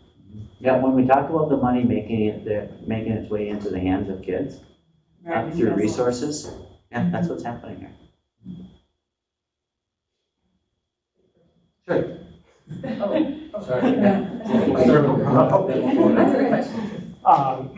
So I just have a question about how, have you taken a look at how well this will integrate with, it seems more and more, the teachers are appropriately putting their lessons plans up. How able is this system able to be referenced, linked into, and set into the different online ways that teachers communicate to their students how things need to be done and what needs to be done? You know what I mean? Yeah. How well does it mix into school view? Well, it would link into what places that we put our elementary course materials, things that we want kids to do when they're at home, whether that be Seesaw or whether that be Google Classroom. And so teachers will still need to put, here are the things that we're doing and here are the activities. That probably won't change a great deal. What might change or will change is this program comes with it, in addition to the booklets that go home, a whole host of different books and articles that they publish and they place online. Right. So instead of teachers going and finding those things, they still might, right, but they're going to also have a greater library of online resources for kids to read that they would just link right within Google Classroom, so that if a kid's home or sick, they can assign something right from those online resources. Perfect. Thank you. My question is in light of Scandia and all the other schools that we've heard about kind of their unique way of integrating curriculum and materials and then the flavor of their school. Does this offer enough flexibility to still work within those more unique frameworks? Yeah, so it does.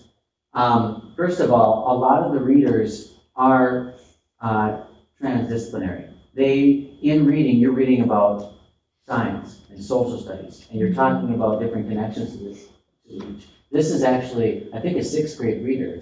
You heard from a 6th grade teacher a moment ago. This is something that they read in reading, and you can see that's all about science, right? And actually, to give him credit, you think, how could he accomplish everything that he does, right? He was also on the team, the instructional review team, right? So I think that all of our buildings, they still have some uniqueness to them, that part of it will be sitting down and saying, okay, how do I make this personal for me? And how do I make this personal for my building? And the teachers, because there's some really fantastic teachers. We have K6 in each building, and they can still do their own flair of, I love to teach about the explorers, and they can bring in a favorite book of theirs still, there's still room for. Yes. I think we're going to still see some of that for sure. Yeah, absolutely.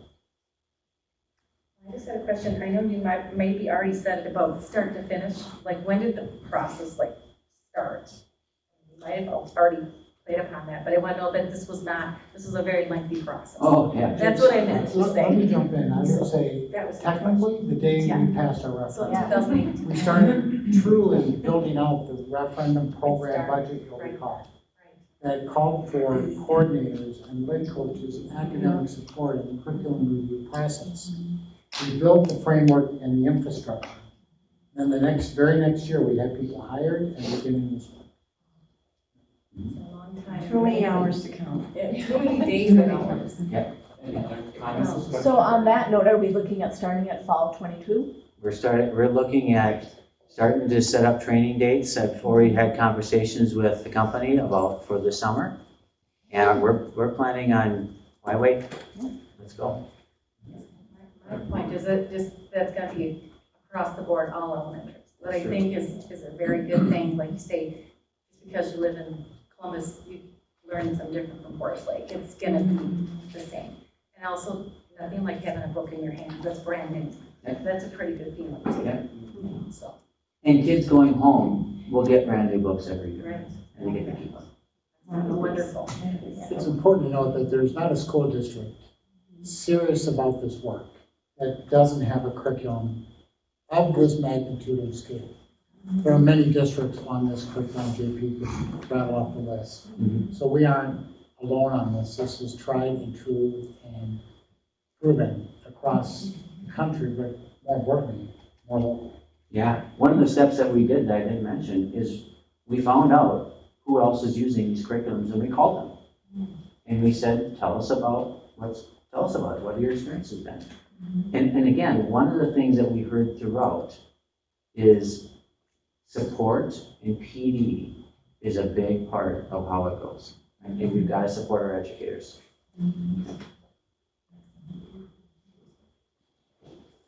All right, let's move on to Let's move on to science. All right. So there's some science updates that I want to share with you here too as well. So again, science is like on a 10-year cycle. Our last science adoption, the standards that we're operating under currently, was made in 2010. The process to renew our standards started a few years ago. And now we have in our hand our new science standards, and they're called the next generation science standards. And they're going to ask a couple of different things from us that'll get to us in a moment. But we're beginning this planning for a 24-25 rollout or implementation of these standards because we know that we want to do it right, just like what we talked about with ELA, and that takes process, it takes people, and it takes time. Just as a quick review, we test essentially every year beginning of third grade in reading and math. But in science it's a bit different. I think we might be all familiar with that. We test in grade 5 for MCA science, but we test for 3 years. That test isn't just the standards at grade 5, that's 3, 4, and 5. We test at grade 8, and we test 3 years worth of content at grade 8. And then we typically test at the end of whenever kids finish 5. Okay. The new standard, so having done that little bit of review, there's 2 primary shifts that these new next generation science standards are going to ask of us. Probably most notably in the registration guide is that it's going to change the grade levels at which certain focus areas are covered in science.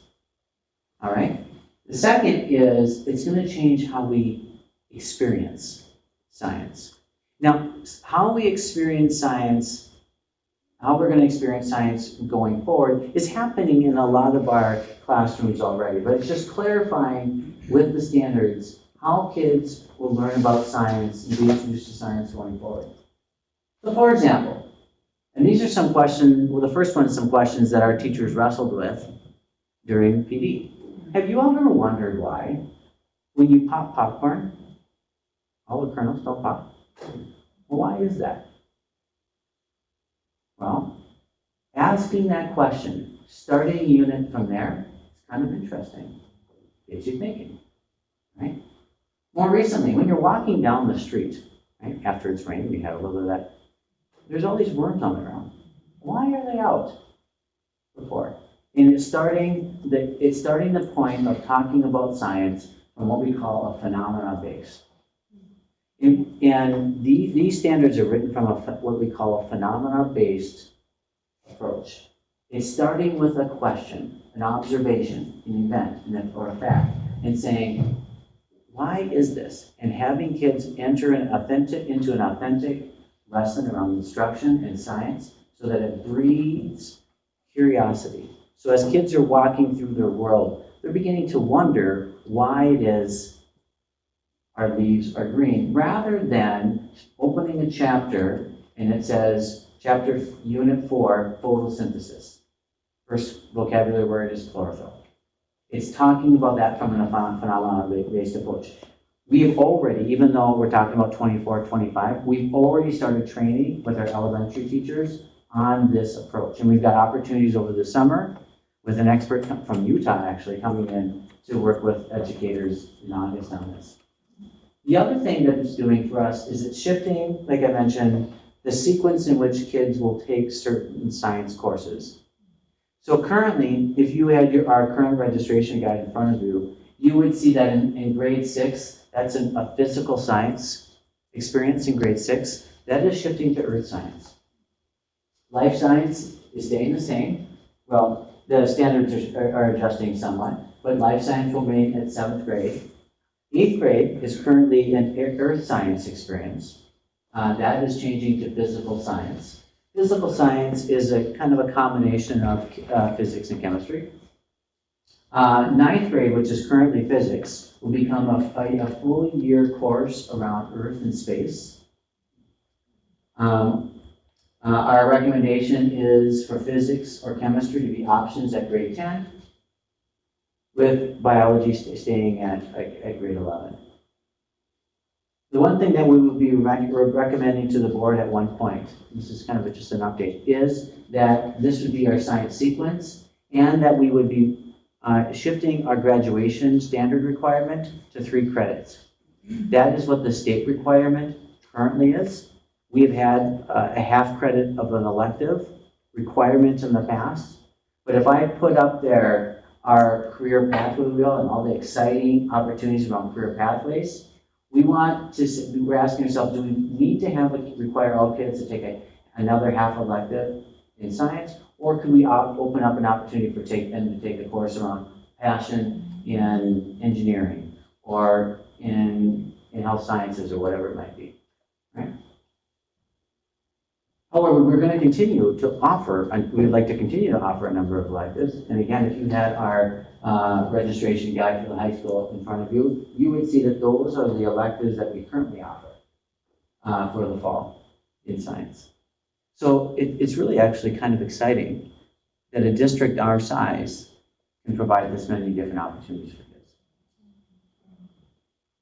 So no action is requested tonight, but as we bring future registration guides to you, we'll be making some recommendations for the board to consider. Questions or comments about this? Good luck. I think it looks like a great program, and I'm excited to see it implemented. I think the phenomenon base, like I actually have wondered why all the popcorn kernels don't pop myself, right? So coming from that, it's going to engage interest, I think, in a way that generally you don't. So I think that's going to be a great change, especially in the younger age. To get them interested in science will be awesome. Yeah, great work. Do you think you'll have a problem finding a program that starts at grade 6, like 6 through 12?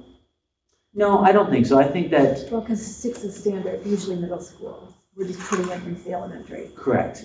And when we looked at the previous discussion around an ELA program, that's a pretty comprehensive program that we're going to get physical materials into the kids' hands. One of the things that we will always do as a teaching and learning department is to say, what is the best way to do this with the assets and the resources that we have? And it might not be always buying something. It could be using our teachers to do some writing and curating resources around a particular program. Mm-hmm. So that question has yet to be answered. Just one quick question. And that, for grade 10, is that a change, physics or chemistry? That's 1 credit, is that a change? It currently is a change. Okay. Right now, in grade 9, it's a physics requirement. Okay. In grade 10, it's a chemistry requirement. And then at grade 11, it's a bio requirement. Gotcha. And then they like this 12 is elective option. Because look at what we have. That's just incredible. Yep. Wow. Great report. Thank you. Very excited. When does the sequence change? Is it effective immediately or 2025? We're actually, because we can't do the entire change all at the same time, because we need to make sure that as kids move from one grade level to the next, that they get all the sciences. So it's actually a 4-year process of moving into this. So we will start in 2023. with grade 6 and grade 8. And then each year, we're gonna add another grade level. Until, by the time that our graduating class, those kids entering 9th grade in 2027, they will be in this new model.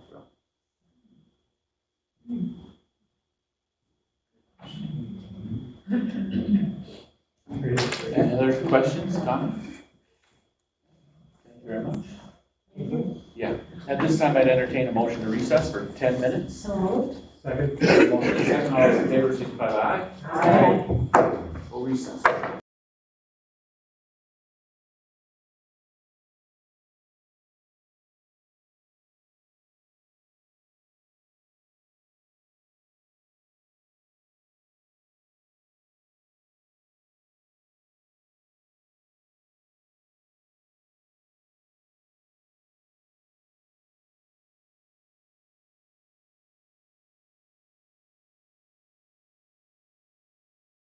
Still alive, go to bed. I know. I can I get to see Yeah. well, I'm Yeah. doing so I can get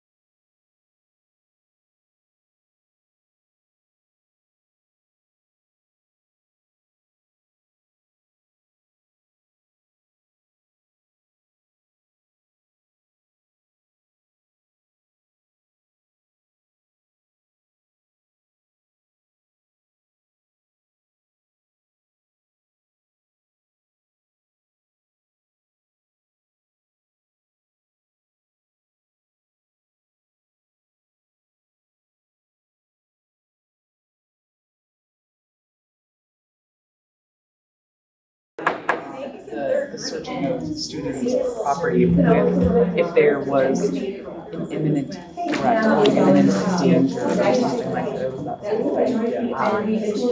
sort of thing. Hey. Congratulations. 10 minutes. Oh, sorry. It wasn't actually 10 minutes. I had a timer. How much time we got? Like 3. I mean, I'm start now, but. Everyone was back, so I figured. Oh, Joyce is ready. Joyce and All right. Okay. At this time, I'd entertain a motion to return to business.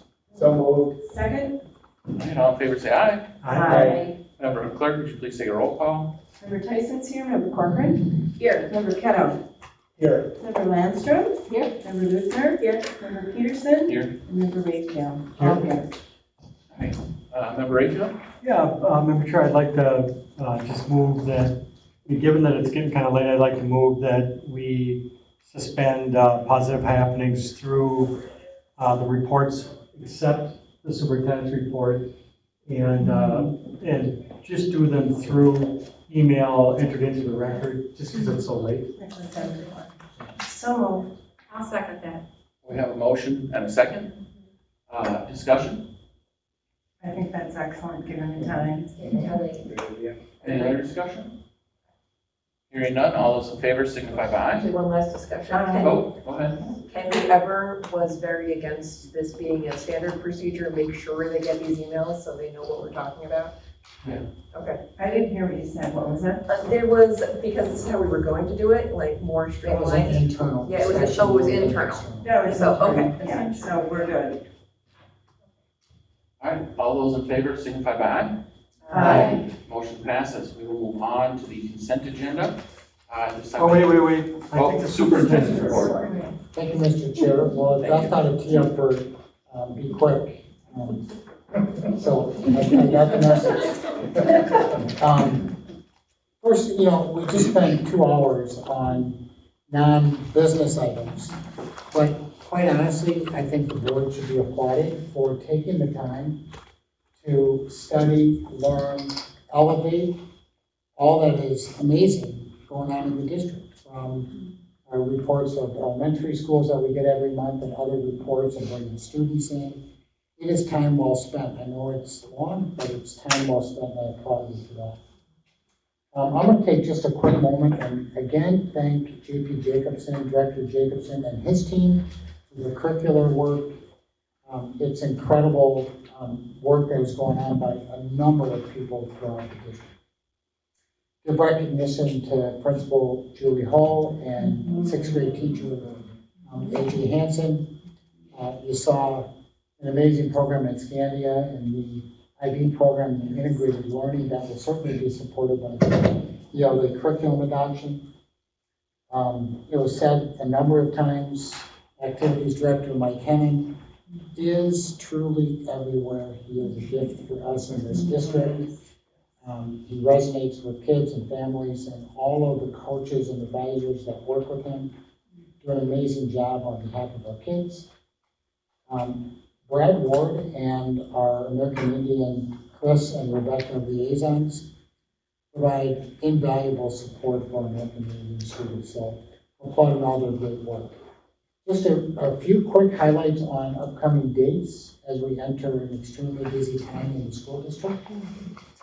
I'll put these in my weekend update, but I'll just state these for you to hear, and then you'll see them in my weekly update. The retirement recognition, Wednesday, May 25th, 4 p.m., recognizing retirees throughout the district in the high school media center. Academic awards and Hall of Fame induction, Monday, June 6th at 7 p.m. in the high school auditorium. Hall of Fame reception the following night, June 7th, 7 p.m. at Forest Hills Golf Club. And then, of course, graduation June 9th, Thursday at 7 p.m. in the high school athletic stadium, weather permitting. Otherwise, we're traveling a few miles down the road to Aldrich Arena and White Bear. Can I ask a question on that? Yes. When do you make a decision so parents know? As soon as possible. That day though? The day of, Got it. and usually by noon, 1 o'clock at the absolute latest. So then, we're not gonna wait until 4 or 5, so it's by midday. Perfect. Yes, Perfect. I didn't know all this, because I must have missed the meeting where this was discussed, but, so if, Wendy, I'm sorry, I missed, I was like, kind of want to. Noon, 1 o'clock. I'm very excited about it though. Thank you. well, last year, you'll recall the heat and the gym was Terrible, almost yes. dangerous. Yes. This has been in my weekend update probably 3 times, not to, I have been reading your updates. yeah, so it's, There'll be a quiz. so essentially, what we're doing is providing an alternate location until through, and you'll see, not specifically, but you'll see in the long-term facility maintenance budget, we're earmarking 3 summers out to have our indoor facilities air conditioned. For the following summer, we'll be back on campus. So a temporary move to Aldridge, if need be. Other events of note, tomorrow, the Ag Open House, all day long. If you haven't gotten flowers for your gardens, it's a great place to get them. We've heard tonight again a reminder of the first home track meet over 25 years, May 10th. The one in April got, I don't know, cold out, snowed out, whatever the heck was going on, not conducive for a track meet. And that's 4 p.m. on Tuesday, May 10th. Native American honoring ceremony again on May 10th, 6 p.m. to 8 p.m. in the high school auditorium and media center area.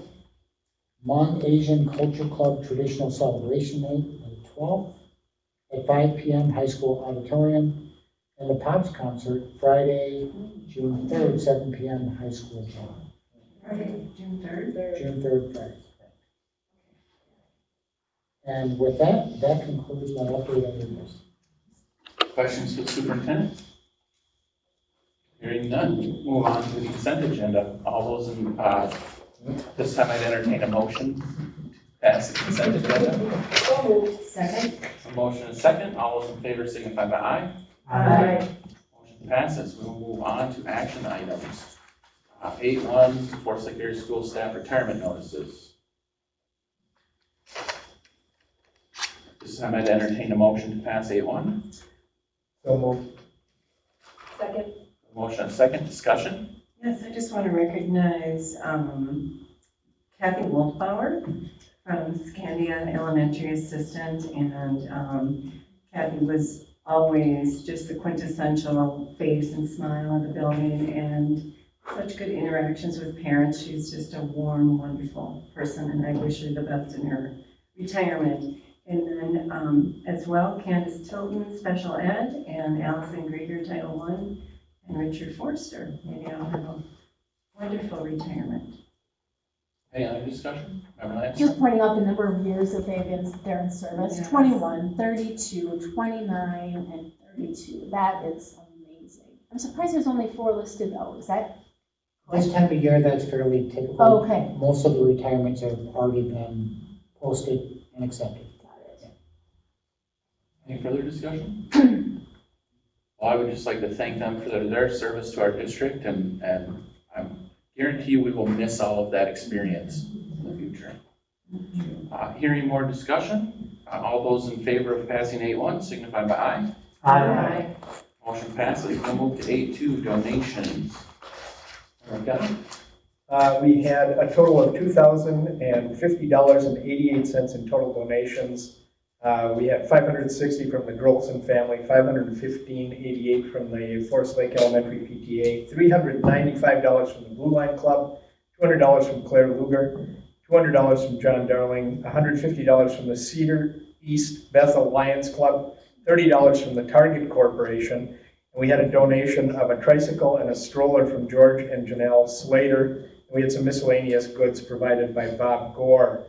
Again, for a total of $2,050.88. And with that, I would like to make a motion that we accept the donations with appreciation for those donations and permit the use by as specified by the donors. So, We have a second? Second. A motion and a second. Any discussion? Hearing none, all those in favor signify by aye. Aye.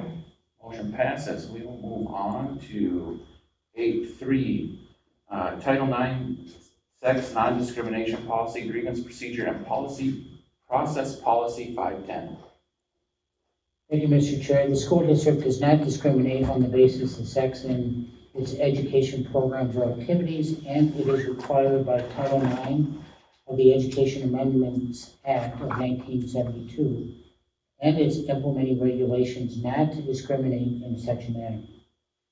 The requirement not to discriminate in its education programs or activities extends to admission and employment. The school district is committed to maintaining an education and work environment that is free from discrimination based on sex, including sexual harassment. The change noted in this policy, you'll see on page 13, where we are crossing out the reference on the standard of proof on discrimination, referencing the preponderance of evidence. It's being scratched because earlier in the policy, we accurately indicate that the standard used is clear and convincing evidence. That is the standard required in law, and you'll see that on page 7. And with that, administration recommends approval. What is your pleasure with 8.3? So moved. Second? Motion and a second. Any discussion? Just have one question. Is this an MSBA model policy? Yes, MSBA provides guidance on this as to the various legal references you'll see on the back page. Okay. Thank you. Any further discussion? Hearing none, Member Clerk, would you please take a roll call? Member Rayfield? Aye. Member Tyson votes aye. Member Corcoran? Aye. Member Kettle? Aye. Member Landstrom? Aye. Member Luzner? Aye. Member Peterson? Aye. All ayes. All right, we'll move on to 8.4, discipline policy 515, Dr. Massey.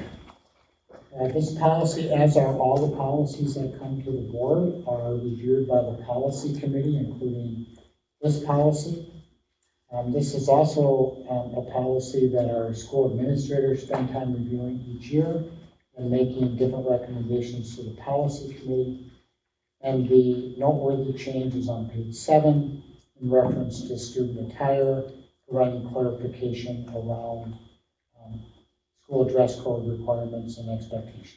With that, the administration recommends approval. What's your pleasure with 8.4? Move to approve? Second. A motion and a second. Discussion? Member Luzner? Question, discussion. So we've gone through this every year, and it doesn't seem to always be the same in each building. So some buildings and some teachers kind of make their own dress code policy. How is that covered?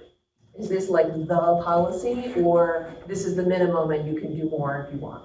No, this is the policy, and like anything in a big system, consistency is always the goal, and at times always the challenge. So where we are discrepant in implementation of the policy, we address that as we become aware of that. And although the temptation might be to be even more strict, we have to be careful there because the policy drives the expectation. Any further discussion? Hearing none, Member Clerk, would you please take a roll call? Member Peterson? Aye. Member Rayfield? Aye. Member Tyson votes aye. Member Corcoran? Aye. Member Kettle? Aye. Member Landstrom? Aye. And Member Luzner? Aye. All ayes. Motion passes. We'll move to 8.5, student attendance policy 519. The purpose of this policy is to encourage regular school attendance of all school-age children in the school district. The changes recommended in seeking your approval tonight, you'll find on page 3. And essentially, we're adding language here that gives latitude to school administrators to address excessive absences. You might get a situation where a parent may call a student in 20, 30, 40 times for illness or just for some reason identified by the parent. And if the administration believes or concludes in working with the student and the parent that the absences are really not wanted and certainly disruptive to learning, giving the administrator some leverage to not excuse those absences and thereby engage in accounting and truancy with those situations to assist in helping that student get to school. And with that, administration recommends approval. What is your pleasure with A5? So moved. Second. A motion and a second, discussion? Member Loosner? And this is making sure I read it right. So in one of the remediations, it does say that a principal or administrator would call in like Lakes area assistance. And I appreciate that because a lot of the non-excused reasons were like watching a sibling or other things that are really, the family needs help. And so I appreciate that the school district is trying to help, not be punitive. That's right. And engage in social services Okay, so and support agencies where we can help and assist families. I'm glad I read that correctly. Yes. Member Tyson? I'd just like to add that the addition of that just lends some clarity for what the absences are. And I think when they go down that path of having so many, it's just gets them in that deeper hole of trying to get that education brought back up. So I think that's just a great position for the principals to step in and lend help to the family and make known the resources we have available. Any further discussion? Hearing none, Member Clerk, would you please take a roll call? Sure. Member Luthner? Aye. Member Peterson? Aye. Member Rayfield? Aye. Member Tyson votes aye. Member Corcoran? Aye. Member Ketto? Aye. And Member Landstrom? Aye. All ayes. All right, we'll move on to 8.6, medical insurance premium change. Director Martine. Good evening, everyone. I'm pleased to report to you that the premiums for our self-insured medical program have only changed 2 times since 2013. Unfortunately, we are seeing a big dramatic rise in claims, and the Employee Benefits Committee, along with the Finance Committee, along with you folks, have seen these program suggestions and modifications once, in your case, a couple times at the Finance Committee, but 3 times at the Employee Benefits Committee. And earlier in this year, since that committee meets 9 times a year, we shared with them that we were expecting a 22% increase. We're able to knock that down further with increased employee education on all of our incentive programs. We can expect to reduce that to only 19%. But we have some additional strategies as well. Adding a $500 copay for specialty medications would further reduce the increase by another 2%. And increasing the deductibles by $1,000 for single, $2,000 for family would reduce that another 2% as well. Adding a family spousal advantage surcharge of $200 per month, 6 months into the plan year, so not effective right away, but effective January 1st of 2023, would reduce that by another 3%. So underwriters at Preferred One have analyzed all of these plan design changes, and by implementing this, we can effectively have our premiums reduced from 22% to approximately 12%. Adopting all of these changes, we are recommending increasing the medical insurance premiums effective July 1. Single goes from $770 a month to $860 a month. Family would go from $2,050 a month to $2,325 a month. That's the total premium. The district contributes quite a bit towards the employees, depending on the contract. This is also coupled with that increase in the monthly surcharge for family participants who have access to alternate care, an additional $200 per month effective January 1 of 2023. We'd ask for a roll call on that recommendation. All right, do we have a motion on 8.6? So moved. Second. A motion and a second, discussion.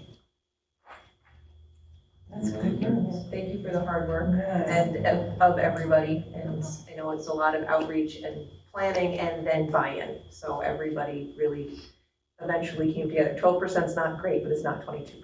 So Right. Well said.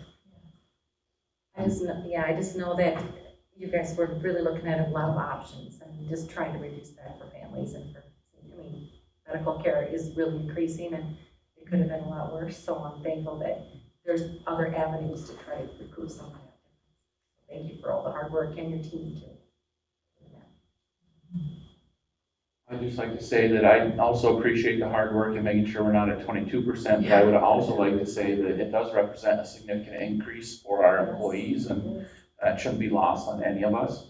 Obviously, healthcare has been rather expensive since COVID, and I understand trying to mitigate some of that increase in use of the plan, but keep in mind that real dollars that impact real people every week, so. Yeah. Good point. Any further discussion?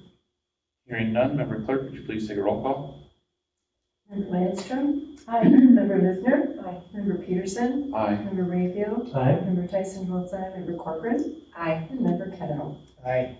All ayes. Motion passes. We will move on to 8.7. Director Martini.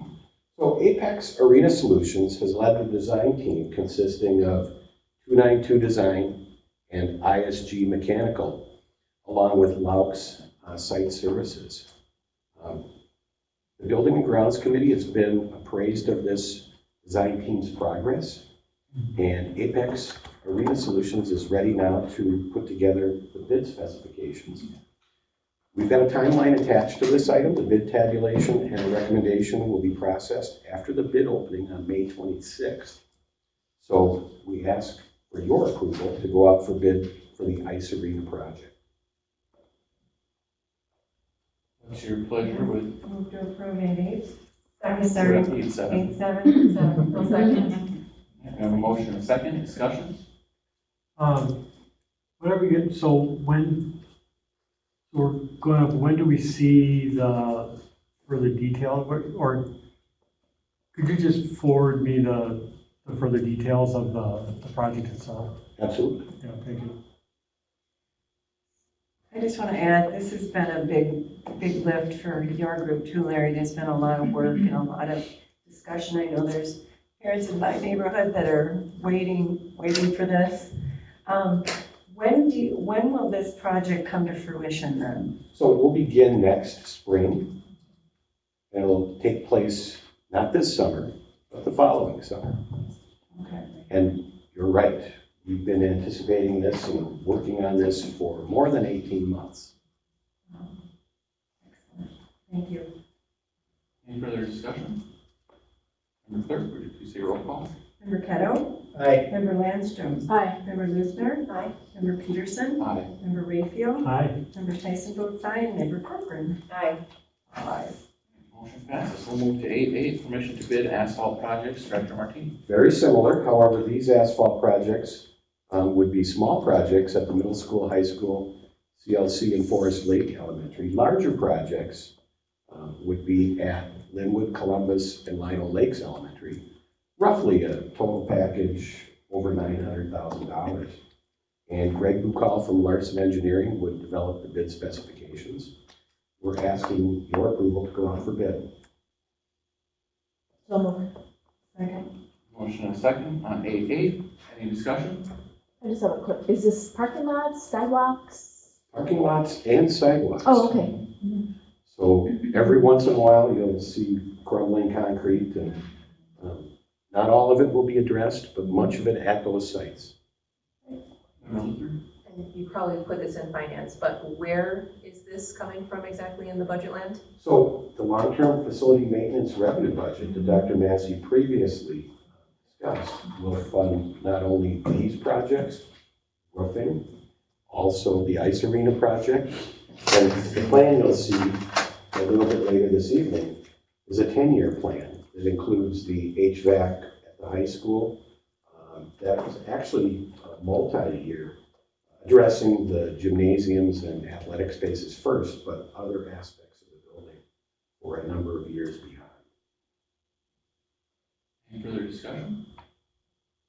Hearing none, Member Clerk, would you please take a roll call? Member Corcoran? Aye. Member Kettle? Aye. Member Landstrom? Aye. Member Lisner? Aye. Member Peterson? Aye. Member Rayfield? Aye. And Member Tyson votes aye. All ayes.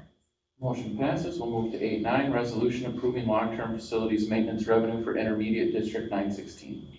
While our long-term facility maintenance revenue budget is $5 to $7 million a year in that 10-year plan you'll see on the next agenda item, this is 916's portion for Forest Lake area schools, and it represents $17,709 for next year.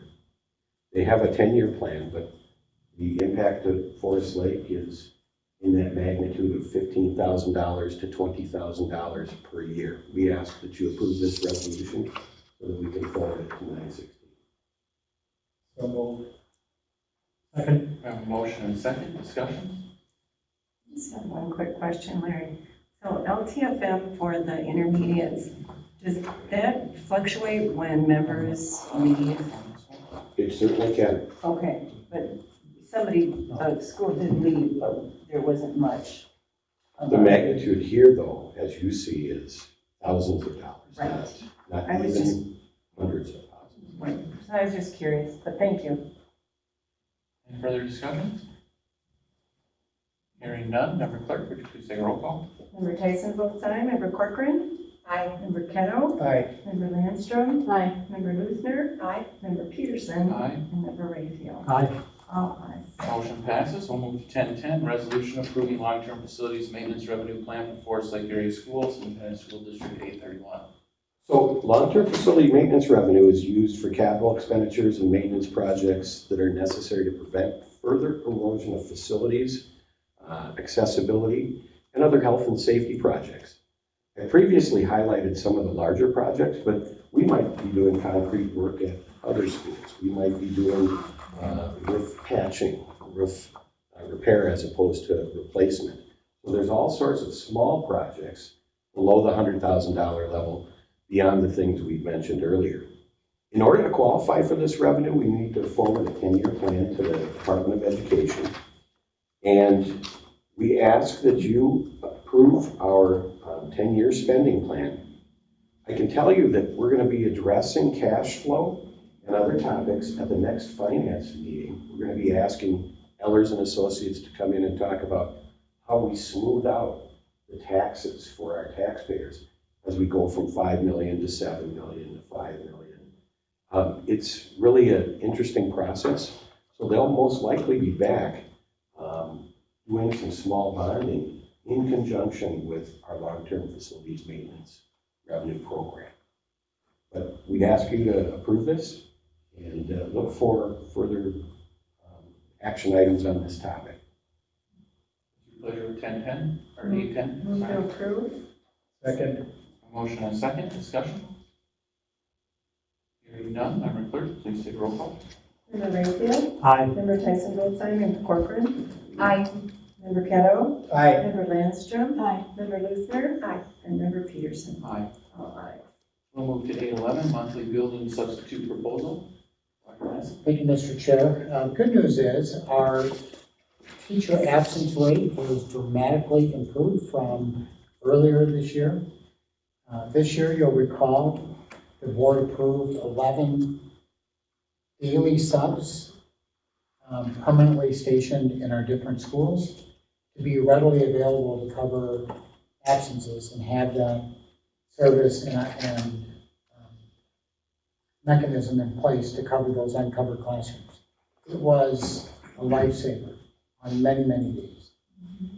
Those folks this year were paid at $180 a day, which is above and beyond the typical sub rate of $135 a day, in order to get people to commit to every day throughout the year, same school, unless the sub wasn't needed and they were redeployed or deployed to a different school. I think it's fair to say that due to the worker shortage and shortage with subs, that we are going to have a challenge again next year. Maybe not to the magnitude, but we're going to have a challenge again next year. With that in mind, and with the availability of remaining one-time dollars through ESSER and COVID relief funds, we think it would be wise to approve 6 positions as daily subs next year, primarily serving our elementary schools. And then at the secondary level, we've got prep time and other ways that we can cover classrooms. And we'll assess whether or not the need is there at the secondary level, and we'll address it. We have limited funds moving into next year, but we do have some that would be wise to approve up to 6 positions at this time going into next year, so we can get those folks locked in. With that, administration recommends approval. Your pleasure with 811. I think it's a great idea. Okay. I do too. Discussion? Is there statistics on how these positions were used over the past year? I mean, not every single day, but making sure that they were busy every day, so we didn't have anyone just sitting around. I don't think that's true, but was that record kept? Yeah, they were used in some schools every day. I'm aware at Columbus Elementary, there were 7 days during the year that the sub wasn't needed. And rather than calling that person off, she assisted with small groups and assisted kids in various ways. And so my second question is, how often did they end up being redeployed? So that more or less answers it. Other schools, very rarely. Yeah, very rarely. I just want to add that I think it takes a lot of stress off the system too. When we have these people plugged in, it makes that consistency in the student's day critical. They have that same subs, they're not having these different subs engaging and coming and going. So just that consistency in the classroom for the learning is, to me, just worth it. And my neighbor who's been fulfilling this position, she's committed to it. And she was kind of not sure, she's got a family too, but she's loved it and it's worked out great. She's felt really incorporated and included in the culture of the teacher group, and so I just think it's a win-win. Yeah. I think too, it's important that, these help ensure that our current staff get their prep times, right? Instead of having to grab them at the last minute and have them cover. So I definitely think it's important that we fulfill this. Any further discussion? Hearing none, Member Clerk? Member Peterson? Aye. Member Rayfield? Aye. Member Tyson votes aye. Member Corcoran? Aye. Member Kettle? Abstain. And Member Landstrom? Aye. And Member Leisner? Also abstain. Motion passes. We'll move on to new business. First reading, preview 22-23 budget. Director Martin. Thank you. So the budget's been developed in accordance with the assumptions and parameters recommended by the District Finance Committee and the school board.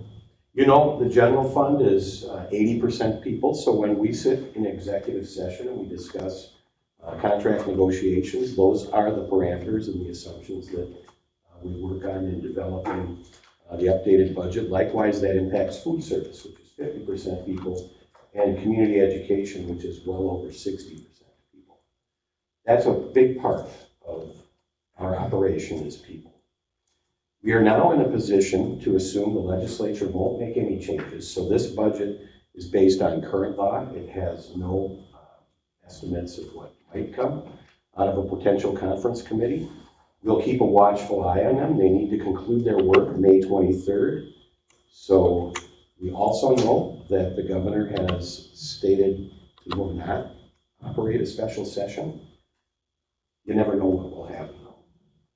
What is presented to you is a balanced general fund, a slightly revenue positive food service fund, and a planned drawdown for community education.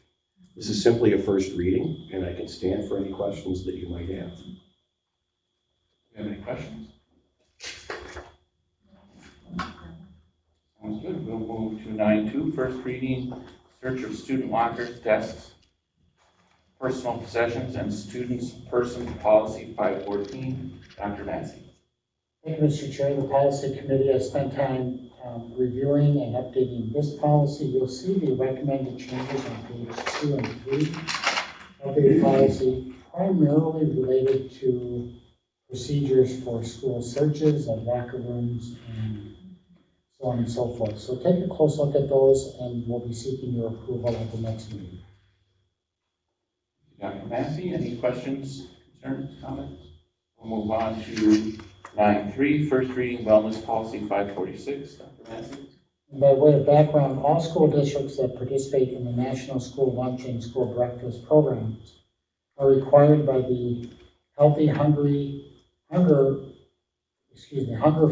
Kids Act of 2010 to have a wellness policy that includes standards and nutrition guidelines for foods and beverages made available to students on campus during the school day, as well as specific goals for nutrition promotion and education, physical activity, and other school-based activities that promote student wellness. And really, the only recommended change there, in addition to some language updates, is the deletion of item 3 on page 5, which essentially is redundant language in the policy.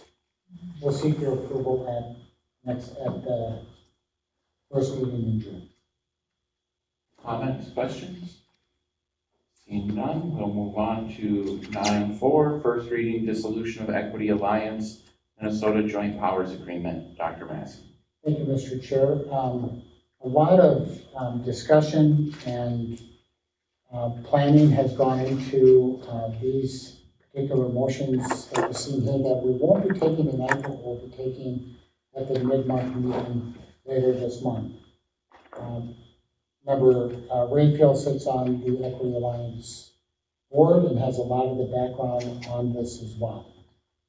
I'll make several points. One, the dissolution of Equity Alliance is related to some leadership challenges at Equity Alliance, as well as financial stability or instability and variability, and viability, frankly, of the organization.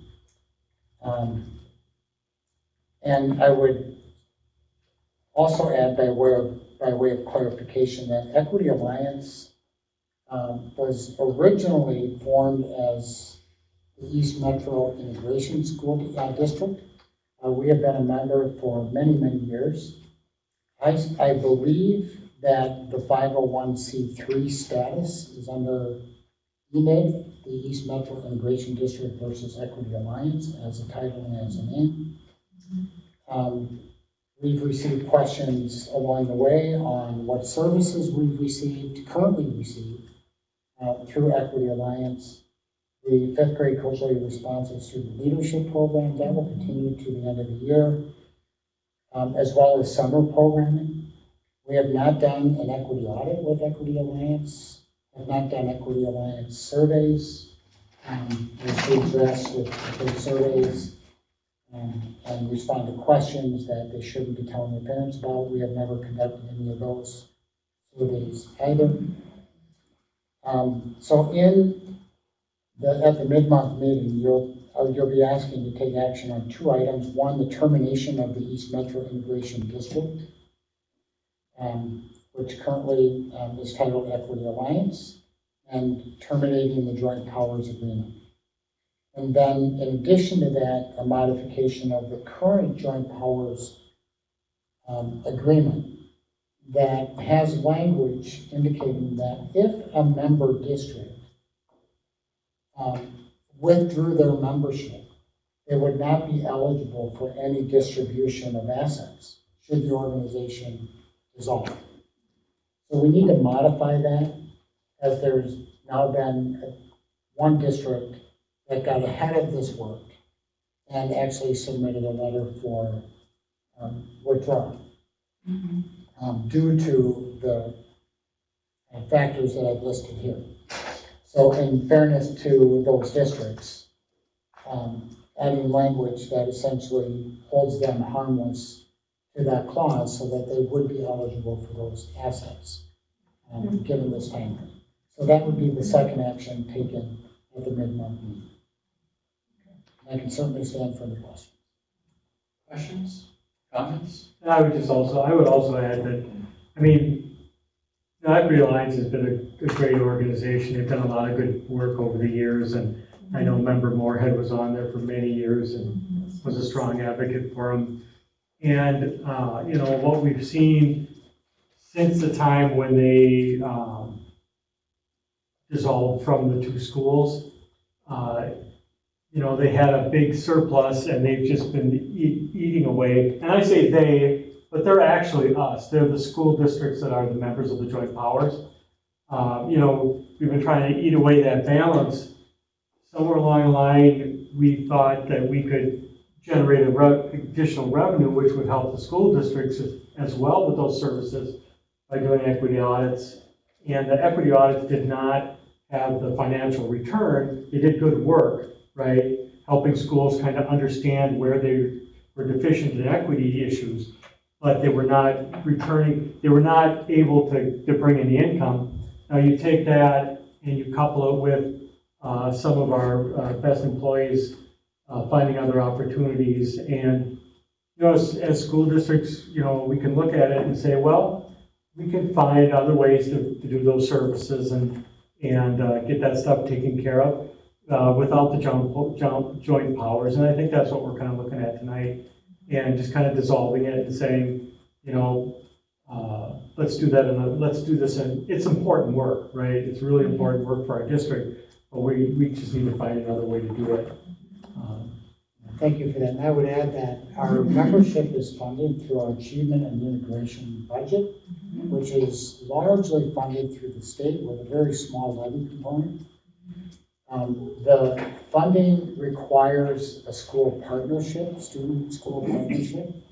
We will continue to seek those opportunities and continue to be eligible for achievement and integration funding. So it provides professional development, training for staff, programming and services for kids as well. In reading about this, and this is from before my time altogether, I think that the Equity Alliance created a framework and a jumping off point that introduced equity to a lot of districts that needed it. And I think that as a district, we've embraced it. And so even diluting and dissolving this relationship does not change any of the commitment to equity as a district. It's in our own strategic plan. And as a society, there are a lot more resources now, like you said, that we can choose what fits best with us, and we'll be partnering with other districts that we can all grow together. Is that a good summation? That's what I'm trying to read through it. That's well stated. We remain as committed as ever to providing a welcoming, inclusive environment for our kids, and we'll continue to be steadfast in that work. Any further comments? Hearing none, we'll move on to 10:10, review the upcoming calendar dates. At this time, I'd entertain a motion to adjourn. So moved. Second. All those in favor of adjournment, signify by aye. Aye.